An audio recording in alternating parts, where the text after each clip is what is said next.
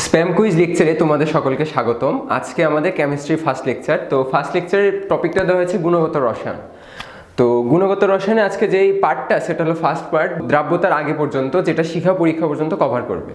তো আজ আমরা তোমাদের টিচার না হয়ে একটা গাইড হিসেবে তোমাদের কিছু জিনিস দেখাবো, নতুন কিছু জিনিস দেখাবো, বইয়ের কিছু জিনিস দেখাবো এবং ট্রাই করব তোমাদের যাতে এই জিনিসগুলো আরেকটু সহজ হয়। তো ফার্স্টে আমরা আসি, আমরা আজকে যে টপিক গুণগত রসায়ন, এই অধ্যায়ের নামের মর্যাদা রেখে আমরা ফার্স্ট টপিকটা শুরু করি। ফার্স্ট টপিকটা হলো কণিকা নিয়ে। যেহেতু প্রত্যেকটা মৌলে ক্ষুদ্রতম অংশ কণিকা, সো আমরা যেহেতু গুণগত বিষয়গুলো নিয়ে আলোচনা করব, তো সবচেয়ে মেইন গুণ যেটা সেটাই কণিকা। তো আমরা কণিকা নিয়ে আলোচনা করি। তোমরা সবাই জানো যে 3 রকমের কণিকা রয়েছে: স্থায়ী কণিকা, অস্থায়ী এবং কম্পোজিট। তো অস্থায়ী কণিকা যেগুলো মেসন, পায়ন, এগুলো তোমরা নিজেরা বই থেকে সবগুলো নাম জেনে নিবা। এবং কম্পোজিট কণিকা যেমন ডিউটেরন বা আলফা কণিকা, এগুলো তোমরা বই দেখে নাম জেনে নিবা। এগুলো সাধারণত ভার্সিটিগুলোতে এমসিকিউ আকারে আসবে। তো আমরা আলোচনা করি স্থায়ী কণিকা নিয়ে। স্থায়ী কণিকা হলো 3টা: electron, proton and neutron. Electron, proton and neutron. তো এই 3টার আমরা কিছু সাংকেতিক চিহ্ন দেখি। ইলেকট্রনটাকে প্রকাশ করা হয় এইভাবে, প্রোটনটাকে প্রকাশ করা হয় এইভাবে এবং নিউট্রনটাকে প্রকাশ করা হয় এভাবে। এরপরে আমরা এখান থেকে একটু অফ টপিকে যাব। আমরা কিছু প্রশ্ন নিয়ে আলোচনা করব। এই প্রশ্ন নিয়ে আলোচনার মাধ্যমে আমরা এটার সম্পর্কে আরও কিছু বিস্তারিত জানতে পারবো। প্রশ্নগুলো এরকম যে সাধারণত তোমার যে কোনো ইঞ্জিনিয়ারিং ভার্সিটি বা নর্মাল ভার্সিটি সবগুলোতেই, সায়েন্স ফ্যাকাল্টিতে এই প্রশ্নগুলো আসে।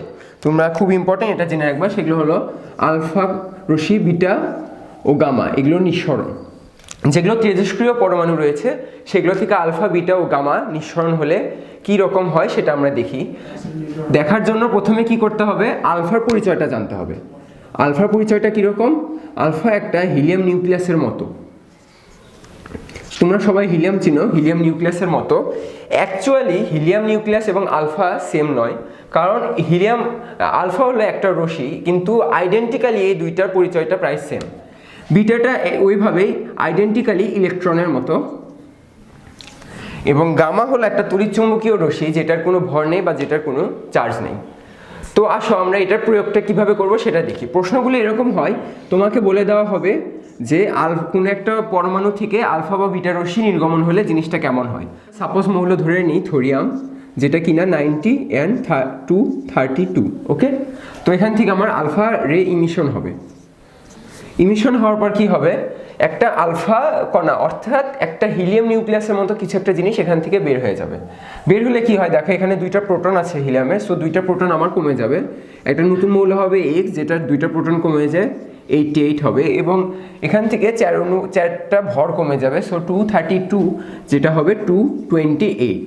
ওকে, এখন দেখো যে আলফা কণা নিঃসরণের ফলে প্রোটনটা কমে গেল, অর্থাৎ পারমাণবিক সংখ্যা চেঞ্জ হয়ে গেল। এবং আমরা জানি যে পারমাণবিক সংখ্যা হলো কোনো মৌলের মৌলিকত্ব। সো এটা একটা নতুন মৌল, যে মৌলটা হবে রেডিয়াম। এবার আমরা আসি বিটা নিঃসরণ। আমরা সেম থোরিয়ামটাই ধরে নিলাম, 23290 থোরিয়াম।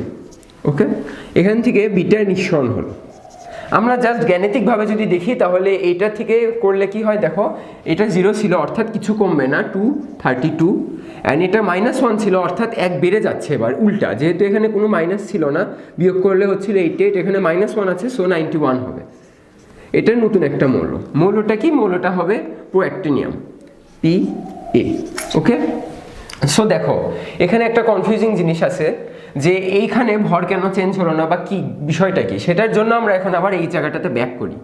ব্যাক করলে একটা জিনিস তোমরা জেনে রাখো, ও সরি এখানে একটা ভুল হয়েছে, এটা 1 হবে, এটা 0 হবে।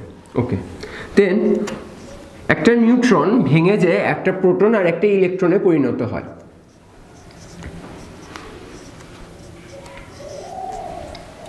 এটা একটা তথ্য, যেটা নিউট্রন একটা প্রোটন এবং একটা ইলেকট্রনে বিভক্ত হয়ে যায়।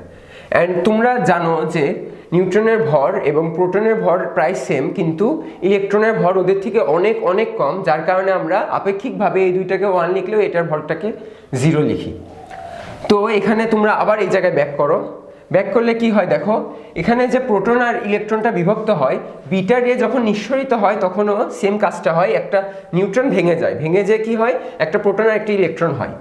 সো যেহেতু একটা বিটারে ইমিশন হচ্ছে, বিটারে ইমিশন হওয়ার ফলে কি হবে, একটা এইরকম একটা পার্ট বের হবে। এরকম একটা পার্ট বের হওয়ার ফলে কি দেখা যায়, দেখো যে একটা ইলেকট্রন এখান থেকে বের হওয়ার ফলে এখানে যে নিউট্রনটা ছিল ওই নিউট্রনটা ভেঙে গেছে, ভেঙে যাওয়ার ফলে একটা প্রোটন হয়েছে, একটা ইলেকট্রন হয়েছে, যেই ইলেকট্রনটা বের হয়ে গেছে। সো এখানে কি থাকলো, একটা প্রোটন, এখানে একটা, অর্থাৎ একটা প্রোটন, একটা নিউট্রন কমে গেছে এবং একটা প্রোটন তৈরি হয়েছে, যার কারণে আমাদের পারমাণবিক সংখ্যা 90 থেকে 91 হয়। কিন্তু তোমরা খেয়াল করলে দেখতে পারবে নিউট্রনের 1 কিন্তু 1ই আসে, এবং ইলেকট্রনের যেহেতু ভর খুব নগণ্য, সো ভরের কোনো চেঞ্জটা এখানে হয় না। এবার আমরা এতক্ষণ যেটা থিওরি আলোচনা করলাম, এটার আমরা জাস্ট ওই প্রয়োগগুলো আরেকটা একটু ভার্সিটি লেভেলের দেখি, যে ভার্সিটিতে কুয়েটে এই প্রশ্নটা আসছিল।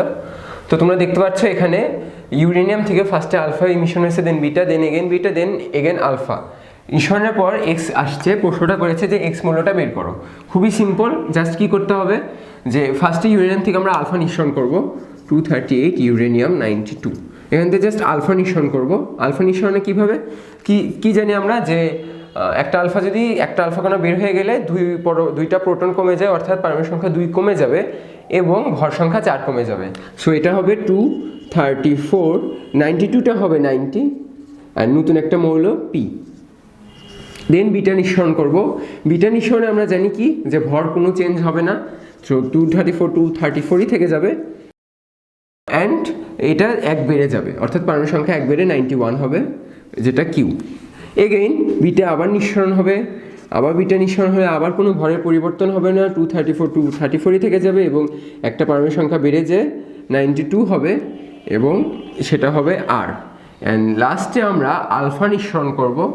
আলফা নিঃসরণ করে কি হবে, 4টা ভর কমে যাবে, অর্থাৎ 230 অ্যান্ড 92, যেটা থেকে 2 আরও কমে যাবে, সো হবে 90, লাস্টে হবে এক্স। এখন আমাকে বলছে এক্স মূল্যটা বের করো। এক্স এটা চলে এসেছে, এখন এটা কুয়েটে এমসিকিউ আকারে এসেছিল, তো কুয়েটে এমসিকিউ আকারে আসার ফলে সেখানে তোমার অপশনে মূল্যগুলো দেওয়া ছিল, যেটা হলো থোরিয়াম 90, অর্থাৎ এই এক্স মূল্যটা হবে 230, 90 থোরিয়াম। তোমরা পর্যায় সারণীতে দেখবে এখানে থোরিয়ামের ভর 232 আছে, সো এটা 230, অর্থাৎ এটা হলো থোরিয়ামের একটা আইসোটোপ।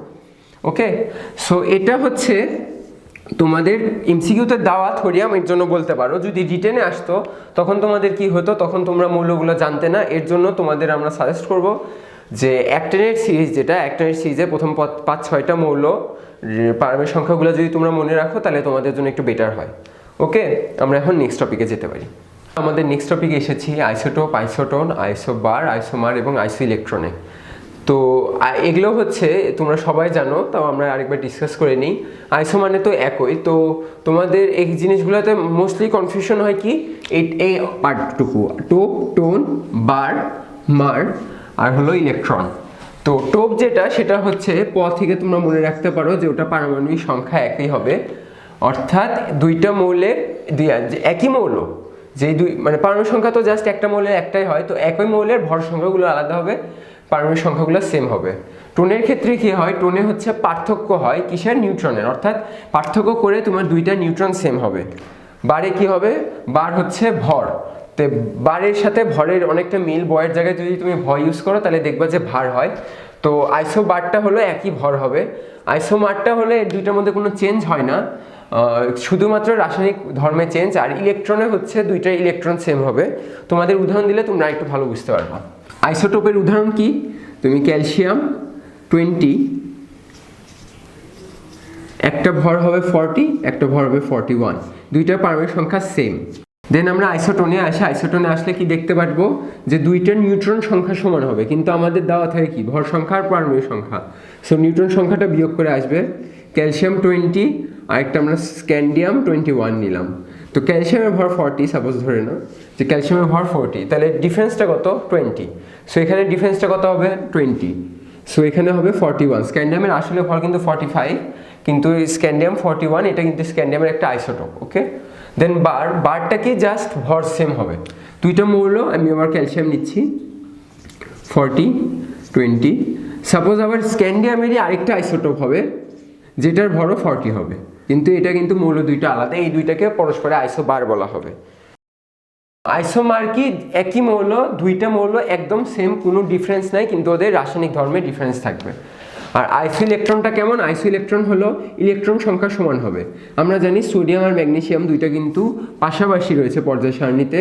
তো এই দুইটার এটা থেকে যদি একটা, এটা গ্রুপ 1, এটা গ্রুপ 2, এটা থেকে দুইটা ইলেকট্রন যদি বের করে নিই, দেখবা যে দুইটার ইলেকট্রন একদম সেম হয়। তো সেম হওয়ার কারণে এই যে এটা দেখো তোমরা 11, এটা 12। সো এখানে 11টা ইলেকট্রন ছিল, একটা ইলেকট্রন চলে যায়, ইলেকট্রন 10 হলো। 12টা ইলেকট্রন ছিল, দুইটা ইলেকট্রন চলে যায়, 10 হলো। অর্থাৎ এই দুইটা একে অপরের আইসো ইলেকট্রন। ওকে, তো এগুলো থেকে কিছু রকমের সহজ প্রশ্ন আসে। এই জিনিসগুলো যে আমরা শিখলাম, এখানে ওটার একটু প্রয়োগ দেখি। প্রয়োগটা কীরকম, যে এই প্রশ্নটা তোমাদের ভার্সিটি রুয়েটে এসেছিল। প্রশ্নটা খুবই সহজ, বলছে যে নিচের মৌলগুলো থেকে আইসোটোপ ও আইসোবার আলাদা করো। তো দেখো, আইসোটোপ প্রথমে আমরা আলাদা করি। আইসোটোপ মানে কি? পতে কি? পারমাণবিক সংখ্যা, অর্থাৎ আইসো পারমাণবিক সংখ্যা, একই পারমাণবিক সংখ্যা। এখানে দেখো একই পারমাণবিক সংখ্যা কোনটার আছে, এই যে এখানে সি অ্যান্ড এখানে, অর্থাৎ আইসোটোপ বললে সরাসরি তোমরা সরাসরি দেখবে যে একই মৌল কোনগুলো, এগুলো দেখার খুব দরকার নেই। তাহলে আমরা দেখতে পাচ্ছি যে 2 প্লাস ওখানে 6, এই দুইটা হলো আমাদের আইসোটোপ। অ্যান্ড বারকে আমরা কিভাবে মনে রাখবো? বার হলো ভর। তাহলে এখানে দেখতে পাচ্ছি আমরা এই জায়গায় 40 একই, ক্যালসিয়ামের 40 অ্যান্ড পটাশিয়ামের 40, অর্থাৎ এখানে এরা তিনটা পরস্পরের আইসোবার, অর্থাৎ 3 প্লাস 4 প্লাস 5। রিটেনে তোমাদের এরকম প্রশ্ন আসতে পারে, খুবই সহজ। তোমাদের কি করতে হবে? এই জিনিসগুলো লিখতে হবে, একটা মিস গেলে তোমাদের অনেক মার্ক কাটা যেতে পারে। এবার আমাদের টপিক পারমাণবিক ভর নির্ণয়। আচ্ছা, তো অ্যাকচুয়ালি তোমরা সবাই যখন পর্যায় সারণী দেখবে তখন দেখতে পারবে যে পর্যায় সারণীতে প্রত্যেকটা মৌলগুলোর মোস্টলি দেখবা যে ভগ্নাংশ আকারে তাদের পারমাণবিক ভরগুলো এই সাইডে লেখা থাকে। তো কেন লেখা থাকে? কারণ হলো প্রত্যেকটা মৌলের প্রকৃতিতে অনেক রকমের আইসোটোপ আছে, কারো 2টা 3টা বা কারো আরও অধিক আইসোটোপ থাকে। তো বিজ্ঞানীরা অ্যাকচুয়ালি ওই আইসোটোপটা কি পরিমাণে পাওয়া যায়, কত শতকরা পরিমাণে প্রকৃতিতে ওদের আইসোটোপ পাওয়া যায়, সেটা হিসাব করে তাদের একটা পারমাণবিক সংখ্যা বের করে, সেটা আমরা বের করা দেখব। যেমন সাপোজ ধরো যে আমি ব্রোমিন নিলাম, যেহেতু আইসোটোপ সো পারমাণবিক সংখ্যা সেম হবে। একটার ভর হলো 79, 81। ওকে, তো এই দুইটা পরস্পরের আইসোটোপ এবং প্রকৃতিতে এদেরকে পাওয়া যায়, এটা পাওয়া যায় 49% অ্যান্ড এটা পাওয়া যায় 51%। তো এখন আমাদের জাস্ট জানতে হবে, এটা তোমাদের একদম 9-10-এর জিনিস, তা আমরা দেখাচ্ছি যে এই দুইটা থেকে কিভাবে আমরা ব্রোমিনের পারমাণবিক ভর নির্ণয় করতে পারবো। সেটার জন্য আমরা এই সূত্রটা ইউজ করব। এই সূত্রে আমরা জাস্ট কিছু না, এই সূত্রের পরিচয়টা কি, এই যে এটা হলো পার্সেন্টেজ, অর্থাৎ কি পরিমাণ ব্রোমিন রয়েছে। দেন বিটাও পার্সেন্টেজ, এটা আরেকটা ব্রোমিনের। সো এ একটা পার্সেন্টেজ, বি আরেকটা পার্সেন্টেজ, আর M1 হচ্ছে এ যেই পরিমাণ আছে ওই আইসোটোপের ভর, অ্যান্ড M2টা হচ্ছে বি যেই পরিমাণ আছে ওই আইসোটোপের ভর। তো আমরা এখানে ডাইরেক্ট মানগুলো বসায় দিই। এ হচ্ছে আমাদের 49 into 79 plus 81 into 51 divided by কত? 100। এটা মান আসবে 80.02, যেটা তোমরা পর্যায় সারণীতে দেখবে।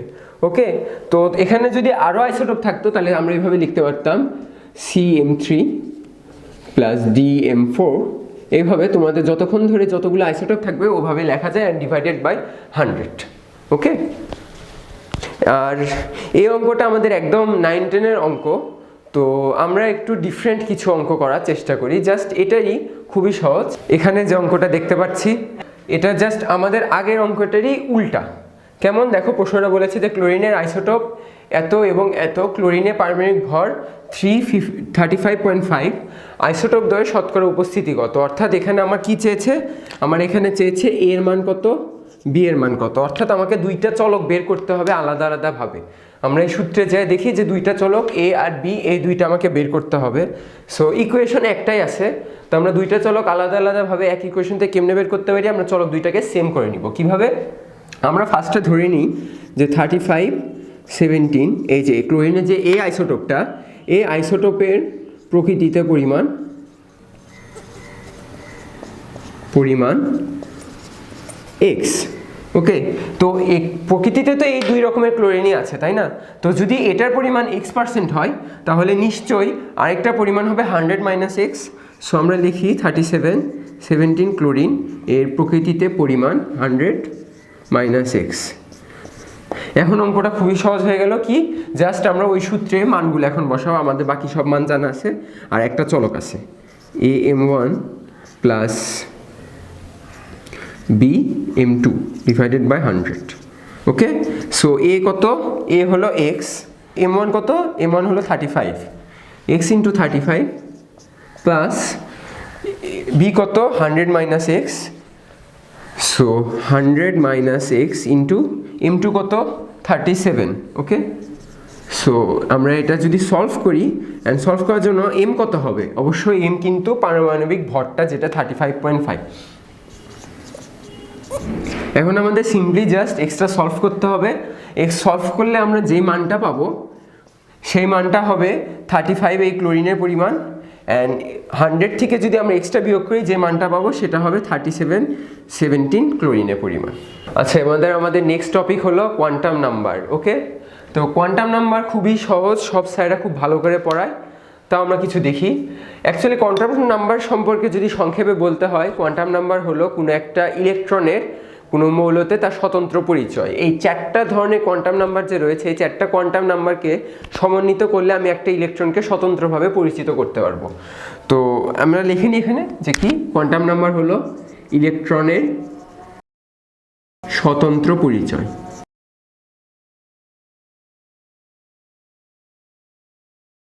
সবাই জানি 4টা কোয়ান্টাম নাম্বার কি, প্রধান কোয়ান্টাম সংখ্যা,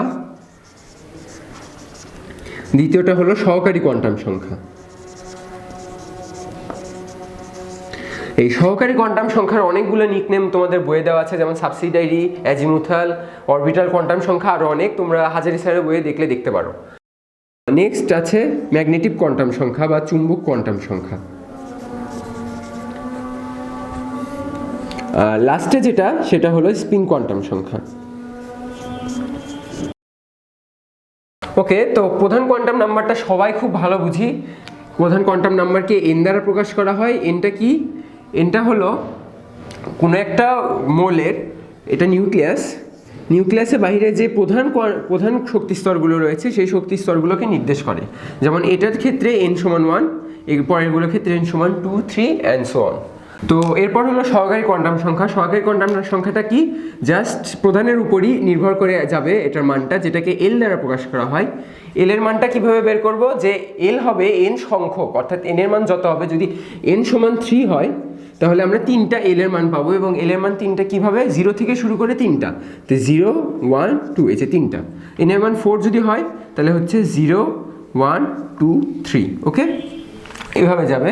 দেন হলো চুম্বক কোয়ান্টাম সংখ্যা, যেটাকে আমরা এম দ্বারা প্রকাশ করব। অনেক বইয়ে দেখবা এম আছে যেটাতে ম্যাগনেটিক নাম্বার প্রকাশ করে, সো আমরা এম দিয়ে প্রকাশ করি। তো এমটা আবার এল এর উপর, কিভাবে, যে এম এর মান হবে এল, মাইনাস এল থেকে শুরু করে 0 সহ, মাইনাস এল থেকে শুরু করে 0 সহ প্লাস এল পর্যন্ত। অর্থাৎ এল এর মান যদি আমার সাপোজ ধরো 1 হয়, এল এর মান হলো 1, তাহলে হবে -1 থেকে শুরু করে 0 সহ +1। এল এর মান যদি 2 হয় তাহলে -2 -1 0 +1 অ্যান্ড +2। তারপর আসি আমরা স্পিন কোয়ান্টাম সংখ্যায়। স্পিন কোয়ান্টাম সংখ্যাটা কেমন, এটা সবসময় প্লাস মাইনাস হাফ, কারণ একটা অরবিটালে সর্বোচ্চ 2টা ইলেকট্রন থাকতে পারে, এটা অরবিটালের বৈশিষ্ট্য। তো 2টা ইলেকট্রনের মধ্যে একটা ক্লকওয়াইজ ঘুরবে আর একটা অ্যান্টি ক্লকওয়াইজ যাবে, তো এইটাকে প্লাস মাইনাস হাফ দ্বারা প্রকাশ করা হয়। তো আরও কিছু জিনিস জানি রাখি, যে এম হচ্ছে কক্ষপথের আকার নির্দেশ করে, এল হচ্ছে আকৃতি নির্দেশ করে, এম হচ্ছে ইলেকট্রনের ওরিয়েন্টেশন নির্দেশ করে। আচ্ছা, ওরিয়েন্টেশনটা কিভাবে নির্দেশ করে, যে আমরা সবাই জানি যে একটা মৌলে কেন্দ্রে নিউক্লিয়াস থাকে, শক্তিস্তরে একটা ইলেকট্রন থাকে। তো যেহেতু এটা পজিটিভ অ্যান্ড এটার চার্জটা নেগেটিভ, সো এই দুইটার মধ্যে একটা ম্যাগনেটিক ফিল্ড তৈরি হয়। সো এই ম্যাগনেটিক ফিল্ডের কারণে যে ইলেকট্রনগুলো এখানে থাকে, সেই ইলেকট্রনগুলো ওই ম্যাগনেটিক ফিল্ড দ্বারা প্রভাবিত হয়। অ্যান্ড প্রভাবিত হওয়ার ফলে ইলেকট্রনের যে ত্রিমাত্রিক বিন্যাস রয়েছে সেই ত্রিমাত্রিক বিন্যাসটা নির্দেশিত হয়। ওই কারণে আমরা চুম্বক কোয়ান্টাম সংখ্যা অর্থাৎ ম্যাগনেটিক কোয়ান্টাম নাম্বার দ্বারা ইলেকট্রনের ওরিয়েন্টেশন নির্দেশ করে। অ্যান্ড স্পিন কোয়ান্টাম নাম্বারটা তো কিছুক্ষণ আগে আমি বলে দিলাম। আচ্ছা, নেক্সট আসা যাক যে আরও কিছু জিনিস জেনে নিই। যে আমি কিছুক্ষণ আগে বললাম যে একটা অরবিটালে দুইটা ইলেকট্রন সর্বোচ্চ থাকতে পারে। আমরা সহকারী কোয়ান্টাম সংখ্যা থেকে অরবিটালের সংখ্যা বের করতে পারি। অরবিটালের সংখ্যাটা কিভাবে? টুয়াইস এল প্লাস 1, এটা নির্দেশ করবে অরবিটালের সংখ্যা। এবং কিছুক্ষণ আগে আমি বললাম যে ইলেকট্রন একটা অরবিটালে দুইটা ইলেকট্রন থাকতে পারে। তো আমরা যদি অরবিটালের সংখ্যাকে 2 দিয়ে গুণ করে দিই তাহলে আমরা কি পাবো? ইলেকট্রনের সংখ্যা পাবো। অ্যান্ড এটা থেকে এইভাবে তোমাদের বইয়ে দেখবা তোমরা কোয়ান্টাম নাম্বার থেকে কোনো শক্তি স্তরে ইলেকট্রনের সংখ্যা বের করার নিয়মটা দেওয়া আছে। আর একদম শর্টকাট হলে একটা এন যদি দেওয়া থাকে, এনের মান দেওয়া থাকলে ওটা মোট ইলেকট্রন সংখ্যা 2n স্কোয়ার। এন স্কোয়ারটা হচ্ছে অরবিটালের সংখ্যা আর 2টা হলো ইলেকট্রন, যেহেতু 2টা থাকতে পারে। ওকে, তো এবার আমরা আসি কিছু প্রবলেম সলভিংয়ে। এই প্রবলেমটা বইয়েতে আসছিল। তো প্রবলেমটা হলো n=3 হলে অন্যান্য কোয়ান্টাম নাম্বার বের করো। খুবই সহজ অঙ্ক। জাস্ট কি আমরা কিছুক্ষণ আগে কোয়ান্টাম নাম্বার বের করা শিখেছি, আমরা এখান থেকে এই নাম্বারগুলো বের করবো। আমার 3 চলে এসেছে। এখন আমাদের কাজ কি? সাবসিডিয়ারি কোয়ান্টাম নাম্বার বের করা, অর্থাৎ এল। তো এল কেমন? তিন সংখ্যক, অর্থাৎ এন সংখ্যক 3 সংখ্যক 0 থেকে শুরু করে। তো 0, l=1 অ্যান্ড l=2, 0 থেকে শুরু করে 3টা। এবার আমরা এম বের করবো। এম আবার এল এর উপর ডিপেন্ড করবে। কিভাবে? এখানে l 0, সো এমও 0। এখানে এল হচ্ছে 1, তো কিভাবে আমরা বলছিলাম -l থেকে শুরু করে 0 সহ +1, সো -1 0 +1। অ্যান্ড এটাও খুব সহজ, -2 -1 0 +1 +2। অ্যান্ড স্পিন কোয়ান্টাম সংখ্যাও বলে দিয়েছে। কি স্পিন কোয়ান্টাম সংখ্যা হলো, এটাকে আবার ms দ্বারা প্রকাশ করা হয়। ওকে, স্পিন কোয়ান্টাম সংখ্যা অলওয়েজ ±12। তোমরা দেখতেই পাচ্ছ যে বুয়েটেও কত সহজ সহজ প্রশ্ন আসে। তো কোনো প্রশ্নকেই নেগলেক্ট করা আমাদের উচিত হবে না। সহজ সহজ জিনিসও কিন্তু অনেক সময় ধরা দিয়ে দিতে পারে তোমাদের। তো নেক্সট যে টপিক সেটা হচ্ছে খুব ক্ষুদ্র একটা টপিক, অরবিটাল অ্যান্ড অরবিট। এই জিনিসটা আমাদের কনফিউজ হয়, ওর জন্য আমি বলতেছি যে অরবিট কোনগুলো? একটা ইলেকট্রন, একটা মৌলের কেন্দ্রে নিউক্লিয়াস, বাহিরে এই যে এই প্রধান শক্তি স্তরগুলোকে আমরা অরবিট বলবো। অ্যান্ড প্রধান শক্তি স্তরের পর যে সাবসিডিয়ারি নাম্বার থেকে আমরা যে SPDFগুলো পাই। ওকে, SPDFগুলো কি? SPDFগুলো হচ্ছে উপশক্তি স্তর। হ্যাঁ, SPDFগুলো উপশক্তি স্তর। অ্যান্ড তারপরে আসবে অরবিটাল। অরবিটাল কোনটা? এই যে পিটা যদি আমরা আরও ভাঙি, PX PY PZ। আর সংজ্ঞাটা এভাবে বলা আছে যে অরবিটাল হলো যেই স্থানগুলোতে ইলেকট্রনের পাওয়ার সম্ভাবনা সর্বাধিক। আমরা কিছুক্ষণ পর একটু চিত্র আঁকলে তোমরা দেখতে পারবে। চিত্রটা এরকম দেখো, এটা হলো P, এটাই হলো X অক্ষ। তো এই যে ডাম্বেল আকৃতি, এটা P। এই Pটাতে তোমরা দেখো এই যে এই পার্টগুলোতে ইলেকট্রন পাওয়ার সম্ভাবনা বেশি, এবং এটা হচ্ছে X অক্ষ বরাবর বিস্তৃতি। হ্যাঁ, আবার তোমরা দেখো Y অক্ষ বরাবর বিস্তৃতি যদি করি, এই যে এটা আরেকটা ডাম্বেল, এটা হলো PY। আর থার্ড ডাইমেনশনাল হচ্ছে না দেখে আমরা জাস্ট এই দুইটা দেখাচ্ছি। এই দুইটাতে দেখো, এই যে এই পার্টটাতে তোমার হচ্ছে এইটাকে লোব বলা হয়। এই জায়গাগুলোতে ইলেকট্রন পাওয়ার সম্ভাবনা বেশি। ওর জন্য অরবিটাল হলে এই যে এগুলো SPDF, এগুলোকে আমরা বলবো উপশক্তি স্তর। এগুলোকে বলবো আমরা সরাসরি অরবিট। ওকে, এই জিনিসটা যাতে কনফিউজ না হও তোমরা, ওর জন্য জাস্ট দেখানো হলো। এবার আমরা আসি নোট। তো নোট জিনিসটা খুবই সহজ, যে যেই জায়গাটাতে ইলেকট্রন পাওয়ার সম্ভাবনা খুবই ক্ষুদ্র, মানে না বললেই নয়, যে ইলেকট্রন নেই এরকমই বলা যায়, সেই জায়গাগুলোকে নোট বলা হয়। যদি 1s এর ক্ষেত্রে দেখি, 1s, এটা পজিটিভ 1s, এই যে একটা, এই জায়গাটায় কোনো নোড নেই। কিন্তু যখন তোমাকে 2s বলা হবে, সেটা কেমন হবে? এই যে এটা প্রথম n=1, এটা n=2। ওকে, তো এই জায়গাটাতে ইলেকট্রন থাকার সম্ভাবনা আছে, এই জায়গাটাতেও ইলেকট্রন থাকার সম্ভাবনা আছে। বাট এই যে দুইটার মধ্যে যে গ্যাপটা দেখতে পাচ্ছ তোমরা, এই যে এই গ্যাপটাতে কিন্তু ইলেকট্রন থাকার সম্ভাবনা খুবই ক্ষুদ্র। এর জন্য এটাকে বলা হয় নোড। এরপর যদি 2s 3s এভাবে যাওয়া হয়, তাহলে নোডের সংখ্যা 1 করে বাড়ে। এর জন্য আমরা একটা সংক্ষেপে বলতে পারি যে নোডের সংখ্যা এস এর ক্ষেত্রে n-1, অর্থাৎ n-1 সংখ্যক নোট থাকবে। যদি 2s হয় তাহলে 2-1 অর্থাৎ একটা নোট থাকবে। এই যে আমরা এই সবুজ কালি দেখতে পাচ্ছি, এটা একটা নোট।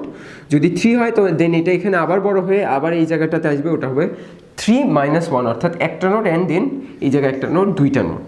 ওকে, অ্যান্ড যখন তোমার পি অথবা ডি আসবে তখন সূত্রটা এরকম হবে n-l-1। অ্যান্ড 3D চিত্র দেখানো যাচ্ছে না বলে আমরা তোমাকে ওই নোটগুলোও ইন্ডিকেট করে দেখাতে পারছি না। বাট তোমাকে যদি বলা হয় যে নোট কত, যেমন 3p নোট বের করতে বললে তখন এই যে 3 মাইনাস পি কত, পি হইল 1 আর -1 অর্থাৎ নোট কত হবে একটা। তো আমাদের এরপরে হচ্ছে তিনটা খুব সহজ সহজ জিনিস, আউবাউ, ভুন্ড অ্যান্ড পাউলি। এই তিনটা আমরা তোমাদেরকে পড়াবো না, এটা হচ্ছে তোমরা বই দেখে বিবৃতিগুলো জেনে রাখবা, রিটেনে বিবৃতি আসতে পারে। আর তোমাদের জানিয়ে রাখি যে থার্ড চ্যাপ্টার যেটা মৌলের পর্যাবৃত্ত ধর্ম, ওখানে তোমাদেরকে এগুলো সম্পর্কে আইডিয়া দিয়ে এবং ইলেকট্রন বিন্যাসে বিভিন্ন ব্যতিক্রম সহ সব কিছু তোমাদের ডিটেলস আলোচনা করা হবে। এই চ্যাপ্টারে নয়, এটা তোমাদের পারমাণবিক ধর্ম, যে মৌলের পর্যাবৃত্ত ধর্ম যেটা, সেটাতে এগুলো নিয়ে আলোচনা করা হবে। দেন তোমাদের আসে কিছু তথ্য নিয়ে। তথ্যগুলো হলো এরকম যে ইলেকট্রনের চার্জ, ইলেকট্রনের ভর, প্রোটন, নিউট্রনের ভর, এই তথ্যগুলো তোমাদের জেনে রাখতে হবে এই চ্যাপ্টারের জন্য স্পেশালি। তোমরা এখানে খেয়াল করতে পারো ইলেকট্রনের তিনটা চার্জ আমি ডিফারেন্টলি বলে দিয়েছি। ডিফারেন্টলি বলার কারণ হলো তোমাদের এই কনভার্সনগুলো খুব দরকার হবে, স্পেশালি এটা অ্যান্ড এই লাস্টেরটা। আর যখন যখন তোমাদের বলা হবে যে ইলেকট্রনের সিজিএস এককটা ইউজ করতে হবে, তো এটা আর এটা দুইটাই সিজিএস একক, কিন্তু এই সিজিএস এককটা তোমরা ইউজ করবা, অর্থাৎ ইএসইউ, ইলেকট্রোস্ট্যাটিক ইউনিট যেটা, সেটা তোমরা ইউজ করবা। অ্যান্ড ইলেকট্রনের ভর সহ নিউট্রন প্রোটনের ভর সব জেনে রাখবা। আর 1 AMU অর্থাৎ অ্যাটমিক মাস ইউনিট, এটাকে আবার 1 ডাল্টনও বলা হয়, এগুলো এমসিকিউতে আসতে পারে। আর এটার আরেকটা পরিচয় হলো 1/Na অর্থাৎ 1 ডিভাইডেড বাই NA কি, নাম্বার অফ অ্যাভোগাড্রো, 6.023 × 10⁻23। তোমরা যদি এটাকে করে দেখো ক্যালকুলেটারে, যে মানটা আসবে সেটাই হচ্ছে 1.6603 × 10⁻24 গ্রাম। ওকে, দেন হচ্ছে রিডবার্গ ধ্রুবক। রিডবার্গ ধ্রুবকের ব্যাখ্যাটা আমরা একটু পরে আলোচনা করতেছি। জাস্ট এই ধ্রুবকের মানটা এখানে জেনে রাখো, 109678 সেন্টিমিটার ইনভার্স। অ্যান্ড এটাকে যদি মিটার ইনভার্সে পরিণত করা হয় সেটা হচ্ছে 109678 × 10⁻2। এটা কিন্তু -2 নয়, খেয়াল রেখো, কারণ এককটা কিন্তু ইনভার্স আকারে আছে। আমাদের কিন্তু নর্মালি সেন্টিমিটার থেকে মিটারে যখন যাই তখন এটা 10⁻2 হয়, কিন্তু এখানে সেন্টিমিটার ইনভার্স থেকে মিটার ইনভার্সে যাচ্ছে, এর কারণে 10⁻2 হলো। অ্যান্ড প্লাঙ্কের ধ্রুবক তো তোমরা সবাই খুব ভালো করে জানো, জাস্ট এটা জেনে রাখো যে প্লাঙ্কের ধ্রুবক জুলে হচ্ছে 10⁻−34, আর যে হলে 10⁻−27, কেননা 1 জুল সমান 10�7 আর্টস। এবার আমরা আসতেছি এই আজকের লেকচারের সবচেয়ে হিউজ পার্টে, কোয়ান্টাম মেকানিক্স। কোয়ান্টাম মেকানিক্স নিয়ে আমরা বেশ কিছুক্ষণ কথা বলবো। তো তোমরা এখানে দেখতে পাচ্ছ আমি দুইটা সূত্র লিখে রাখছি, RN অ্যান্ড EN। এই দুইটা সূত্রের ব্যাখ্যা এবং কিভাবে আসলো প্রতিপাদন সহ আমাদের শ্রদ্ধা আশরাফ স্যার, উনি পরমাণু লেকচারে খুব ভালো করে তোমাদের পড়াবেন এবং শক্তির ব্যাখ্যা, RN এর ব্যাখ্যা, সবগুলোর ব্যাখ্যা তোমরা খুব ভালোভাবে বুঝতে পারবে। আমরা এখানে ডাইরেক্ট সূত্র লিখেছি এই কারণে যে তোমাদের অঙ্কগুলো করার জন্য যেটুকু দরকার সেইটুকু, আমরা এখানে ব্যাখ্যাগুলো দিচ্ছি না। বাট সামান্য কিছু ব্যাখ্যা তোমাদের প্রয়োজন, সেই সামান্য ব্যাখ্যাটা দিই, যেটা হলো মাইনাসের ব্যাখ্যা। মাইনাসের ব্যাখ্যাটা এরকম, এই EN এটা হলো দুইটা শক্তির সামেশন, সেটা হলো EK অ্যান্ড EP, অর্থাৎ kinetic energy and potential energy. So এই কাইনেটিক এনার্জি অর্থাৎ গতিশক্তি যেটা, এটা হচ্ছে অলওয়েজ পজিটিভ হয়। এই ক্ষেত্রে ইলেকট্রনের ক্ষেত্রে পজিটিভ হয়, কিন্তু ইপিটা নেগেটিভ হয়। নেগেটিভ হওয়ার কারণটা কি, এই ইপি সংজ্ঞাটা এরকম যে অসীম থেকে একটা ইলেকট্রন নিয়ে আসবো ওই কক্ষপথ পর্যন্ত। তো যখন অসীম থেকে আমরা ইলেকট্রনটা নিয়ে আসবো, তো নিয়ে আসলে কেমন হবে জিনিসটা, যে এই নিয়ে আসা হবে অর্থাৎ ইলেকট্রনের সরণটা এদিকে হবে, বাট আমরা বলটা এইভাবে দিন সিস্টেমে প্রয়োগ করব, অর্থাৎ বল প্রয়োগটা হবে এদিকে বাট সরণটা হবে এইদিকে। সো বল প্রয়োগটা এইদিকে, সরণটা এইদিকে, অর্থাৎ দুইটা বিপরীত হওয়ার কারণে এই শক্তিটা নেগেটিভ হবে। ওকে, আরেকটা জিনিস জানার হলো ইকে, যেটা ইকে এর মান সেটা হলো ইপি এর থেকে কম, অর্থাৎ ইপি এর মান ইকে এর থেকে বেশি, যাই কারণে এই দুইটা যখন সামেশন করা হয় এটা একটা পজিটিভ মান, কিন্তু এটা নেগেটিভ মান যেটার মানটা বেশি, তার কারণে সামেশন করলে মানটা নেগেটিভ আসে। অ্যান্ড আমি তোমাদের হয়তো পরিচয়টা দিতে মিস করেছি। পরিচয়টা হলো RN এর পরিচয় এরকম যে n-তম কক্ষপথের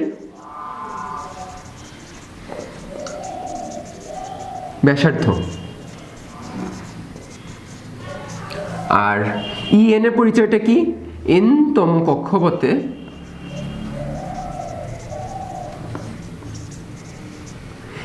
কক্ষপথে ইলেকট্রনের শক্তি বা ইলেকট্রনের মোট শক্তি।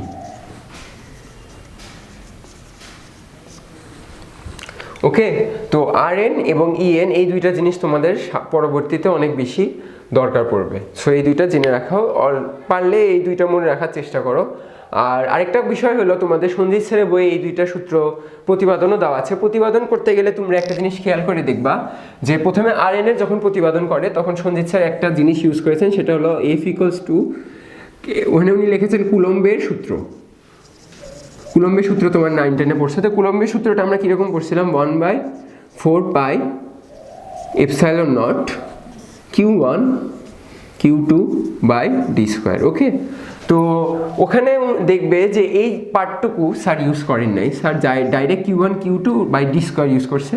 এটার কারণ হলো উনি পুরো হিসাবটা সিজিএস এককে করেছেন, যার কারণে সিজিএস এককে 1/4πε0 এইটার মান হয় 1, যার কারণে ওখানে লেখা হয়েছে F = Q1 Q2/d²। সো যেহেতু পুরো প্রতিপাদনটা সিজিএস দিয়ে শুরু হয়েছে, তার কারণে এই প্রত্যেকটা যে ডাটা সেগুলো তোমাকে অবশ্যই সিজিএসে ইউজ করতে হবে যদি তুমি এই দুইটা সূত্র ইউজ করো। সো এটা অবশ্যই খেয়াল রাখবে যে সিজিএসে মানগুলো নিতে হবে। জাস্ট এই কারণেই তোমরা বাম সাইডে দেখো যে এই জায়গায় সিজিএস মানগুলো দিয়েছি, কারণ এখানে যায় তোমার কনভার্সন করতে হবে। যেমন এইচ এর মানটা দিতে হবে আর্টস সেকেন্ড দিয়ে, ইলেকট্রনের চার্জের মানটা দিতে হবে ESU দিয়ে, ইলেকট্রনের ভরটা দিতে হবে গ্রাম দিয়ে।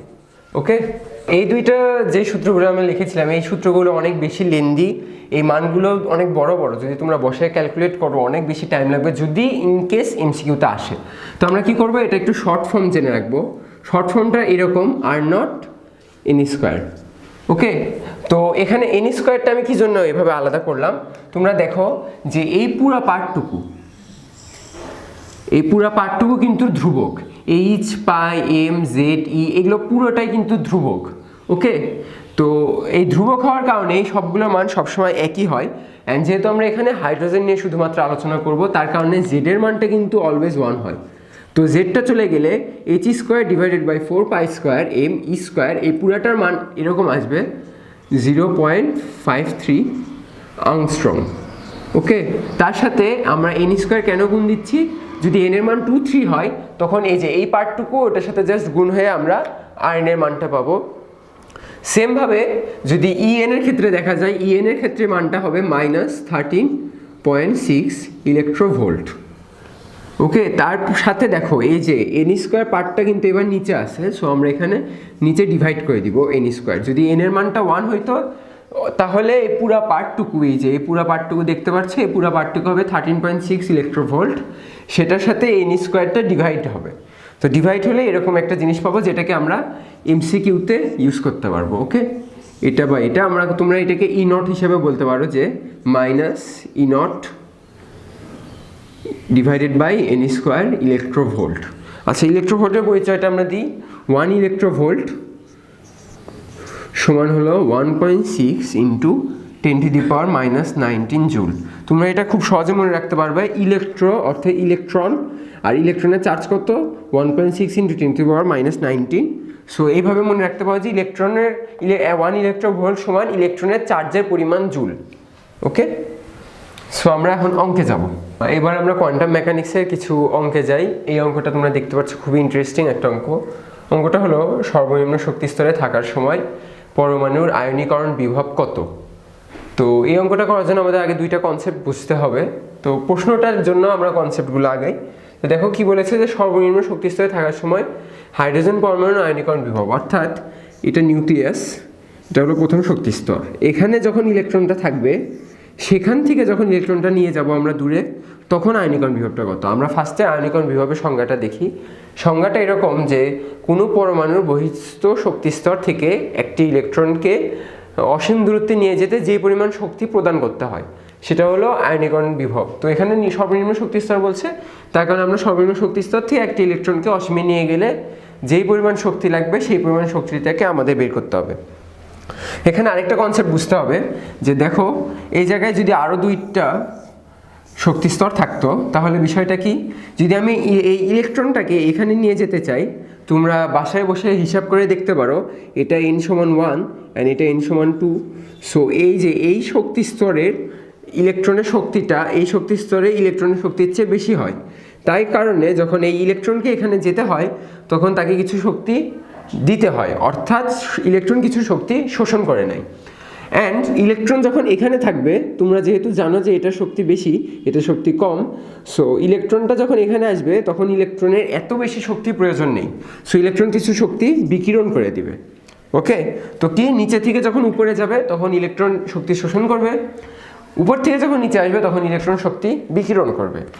জাস্ট এই দুইটা কনসেপ্ট, আয়নীকরণ বিভবের সংজ্ঞা এবং ইলেকট্রন উপরে গেলে শোষণ করে, নিচে আসলে বিকিরণ করে, এই দুইটা কনসেপ্ট থেকে আমরা এই অঙ্কটা করে ফেলবো।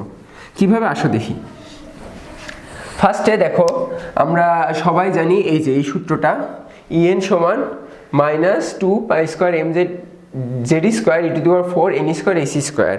যেহেতু আমরা এখানে হাইড্রোজেন নিয়ে কাজ করতেছি, সো জেড এর মানটা 1 হয়ে যাবে।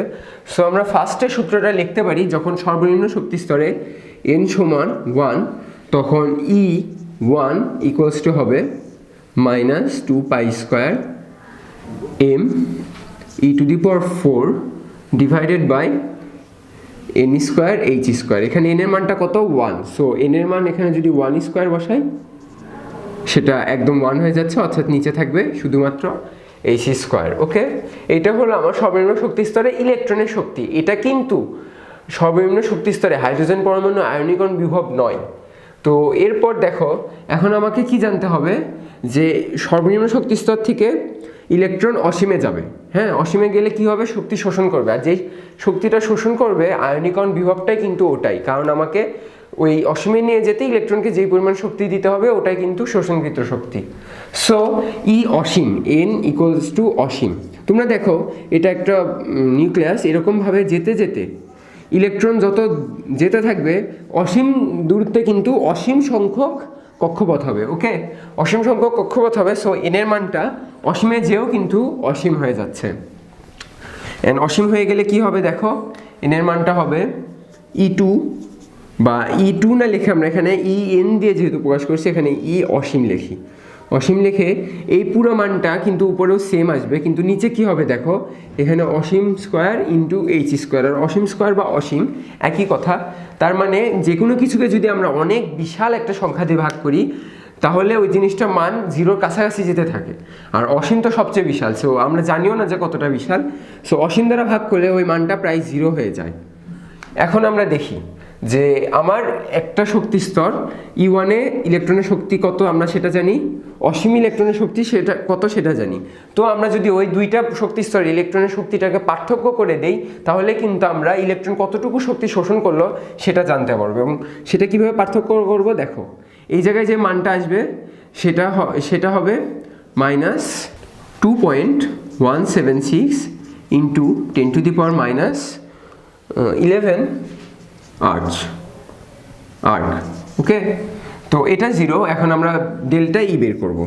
ডেল্টা ই অর্থাৎ যেটুকু পরিমাণ শক্তি শোষিত হয়েছে সেই পরিমাণ শক্তি কি ই ইনফিনিটি, অর্থাৎ শেষে কত ছিল বিয়োগ প্রথমে কত ছিল E1।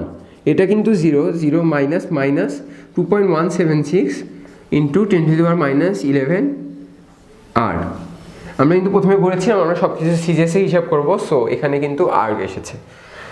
সো এটা হিসাব করলে কত আসে দেখো, 1.176 ইন্টু 10⁻⁻11 আর্ক।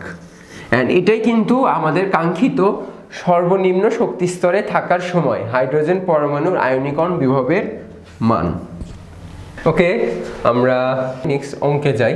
আগের অঙ্কটার মতো অনেকটা, কিন্তু এটা আরেকটু ইন্টারেস্টিং। অঙ্কটা হলো দেখো, হাইড্রোজেন পরমাণু দ্বিতীয় গৌর কক্ষ থেকে প্রথম গৌর কক্ষে লাফিয়ে পড়ে তখন বিকীর্ণ ফোটনের তরঙ্গ দৈর্ঘ্য কত? এটা হচ্ছে আমার প্রশ্ন, এইটুকু প্রশ্ন পার্ট, যে হাইড্রোজেন পরমাণু দ্বিতীয় গৌর কক্ষ থেকে প্রথম গৌর কক্ষে ইলেকট্রন লাফিয়ে পড়ে। সরি, এখানে আমি একটা ইলেকট্রন মিস করছি। হাইড্রোজেন পরমাণুর দ্বিতীয় কক্ষ থেকে একটি ইলেকট্রন লাফিয়ে পড়ে, তখন বিকীর্ণ ফোটনের তরঙ্গ দৈর্ঘ্য কত? আমার অ্যাকচুয়ালি প্রশ্ন চাইছে তরঙ্গ দৈর্ঘ্যটা, বাট আমরা অ্যাপ্রোচটা একটু ডিফারেন্টলি করব। দেখো তারপরে আরেকটা তথ্য দিয়েছে, তথ্যটা হলো আমরা আগের অঙ্কে যেটা বের করলাম ওইটা এখানে তথ্য আকারে দিয়েছে যে সর্বনিম্ন শক্তি স্তরে থাকার সময় হাইড্রোজেন পরমাণুর আয়নীকরণ বিভব এত। দেখো অ্যাকচুয়ালি এই তথ্যটা তোমাদের অঙ্কটাকে অনেক বেশি ইজি অ্যান্ড ছোট করে দিয়েছে। সেটা কিভাবে দেখো, আমরা কিছু আগে দেখলাম n = 1 যে কক্ষপথ আছে সেখান থেকে n = অসীম, অর্থাৎ অসীম দূরত্বে একটা ইলেকট্রনকে যখন নিয়ে যাওয়া হবে তখন যেই শক্তিটা শোষিত হবে অথবা আমরা যেই পরিমাণ শক্তিটা দিব ওটা হলো আয়নীকরণ বিভব। তো এইটার মানটা কত এখানে দিয়ে দিয়েছে দেখো, 2.176 × 10⁻11 আর। তো আমরা যদি এভাবে বলি যে n সমান অসীম থেকে n সমান 1 কক্ষপথে ইলেকট্রনটাকে আমরা নিয়ে আসব, তখন অ্যাকচুয়ালি শক্তিটা কীরকম দাঁড়াবে, জাস্ট এটার অপোজিট, অর্থাৎ সামনে একটা মাইনাস হবে, 2.176 × 10⁻11 আর্ক। তো দেখো আমরা কিন্তু নর্মালি মানে একদম খুব সুন্দরভাবে n সমান 1 কক্ষপথে ইলেকট্রনের শক্তিটা পেয়ে গেছি। কিভাবে? আমরা কিছুক্ষণ আগে সংজ্ঞা দিয়েছিলাম যে অসীম থেকে একটা ইলেকট্রনকে একটা কক্ষপথে নিয়ে আসলে যে শক্তি, তার আমরা কিন্তু লিটারেলি n সমান 1 কক্ষপথের শক্তিটা পেয়ে গেছি। যার কারণে আমাদের ওই যে এই বড় এই লেন্দি সূত্রটা প্রয়োগ করে এই জিনিসটা বের করার দরকার নেই, আমরা ডাইরেক্ট কিন্তু E1 লিখতে পারি, E1 সমান -2.176 × 10⁻11 আর্ক। সো দেখো আমরা কিন্তু প্রথম কক্ষের শক্তিটা পেয়ে গেছি। এবার আমাদের কাজ কি দ্বিতীয় কক্ষের শক্তি অর্থাৎ E2 বের করা। E2 আমরা কিভাবে বের করব, এই পুরো সূত্রে সবগুলো মান বসিয়ে দিব, তাই না? অ্যাকচুয়ালি কিন্তু ওটারও দরকার নাই, কারণ আমার কাছে E1 এর মানটা জানা আছে। আর E1 এর মানটা কীভাবে আসছে, এই আগের অঙ্কে আমরা দেখেছিলাম যে সবগুলো ধ্রুবক, এর মান থেকে এটা আসছে। সো E2টা বের করা জাস্ট খুবই সিম্পল, 2.176 × 10⁻11 আর্ক। এটাকে জাস্ট আমরা n² দিয়ে ভাগ করব। এক্ষেত্রে n² এর মানটা কত, এক্ষেত্রে n² মানটা হবে 2, অর্থাৎ 2²। সেখান থেকে তোমরা কিন্তু আরেকটা মান পাবে, এই মানটা হলো 5.44 × 10⁻12 আর্ক। তোমরা বাসায় নিজের দায়িত্বে একটু ক্যালকুলেশনটা করে নিও। এখন আমরা আসি যে ওই যে আগের যে কনসেপ্টটা আমরা বুঝেছিলাম যে দ্বিতীয় কক্ষপথ থেকে প্রথম কক্ষপথে আসলে কি হবে, ইলেকট্রন শক্তি বিকিরণ করবে। সো আমার প্রশ্ন কিন্তু বিকীর্ণ শক্তির কথা চেয়েছে, বিকীর্ণ তরঙ্গ দৈর্ঘ্য চেয়েছে, আমরা কিন্তু এখানে শক্তি বের করতেছি। সো আমরা যদি এটা জাস্ট পার্থক্যটা বের করি, ΔE সমান E2 - E1। So E2 - E1 তোমরা এখানে বসায় দাও, বসায় দিয়ে যে মানটা পাওয়া যাবে সেটা হলো, এখানে কিন্তু খেয়াল রাখবে মাইনাস সহ কিন্তু হিসাব করতে হবে। এই যে এই মাইনাস সহ এটা বসাইতে হবে, ফার্স্টে -5.44 × 10⁻12 মাইনাস, আবার ব্র্যাকেটে মাইনাস দিয়ে -2.176 × 10⁻11। তোমরা দেখো এই মানটা কিন্তু বড় এটা থেকে, ওর কারণে মাইনাস মাইনাসে প্লাস হয়ে এই পুরো জিনিসটা একটা প্লাস মান পাবা, সেটা হলো 1.632 × 10⁻11 আর্ক। দেখো এই পর্যন্ত কিন্তু আমাদের হয়ে গেল, অ্যান্ড খুবই সহজ অ্যান্ড খুবই ইন্টারেস্টিং। দেখা জাস্ট একটা তথ্যের কারণে আমাদের অত বড় একটা লেন্দি সূত্রে সবগুলো মান না বসে জাস্ট আমরা দুইটা লাইন দিয়ে এইটা আর এটা বের করতে পারলাম। এখন আমাদের কি চেয়েছে, তরঙ্গ দৈর্ঘ্য বের করার জন্য আমরা কিছু আরও সূত্র দেখি। সূত্রগুলো এরকম, এই জায়গায় দেখো E = hν, C = new lambda, এগুলো খুবই সহজ সূত্র, এগুলো তোমরা সবাই খুব ভালো করে জানো। আবার দেখো নিউ সমান কি, এখান থেকে আমরা লিখতে পারি নিউ সমান c/λ। ওকে, তো এই জায়গাটাতে যদি আমরা এই মানটা বসায় দিই তাহলে হবে E = hc /λ। এই জিনিসটা আমরা এখানে অ্যাপ্লাই করি, ΔE এর জায়গায় দেখো hc /λ। এখান থেকে তোমরা ল্যামডার ম্যানটা ক্যালকুলেশন করলে কাঙ্ক্ষিত উত্তরটা পেয়ে যাবো।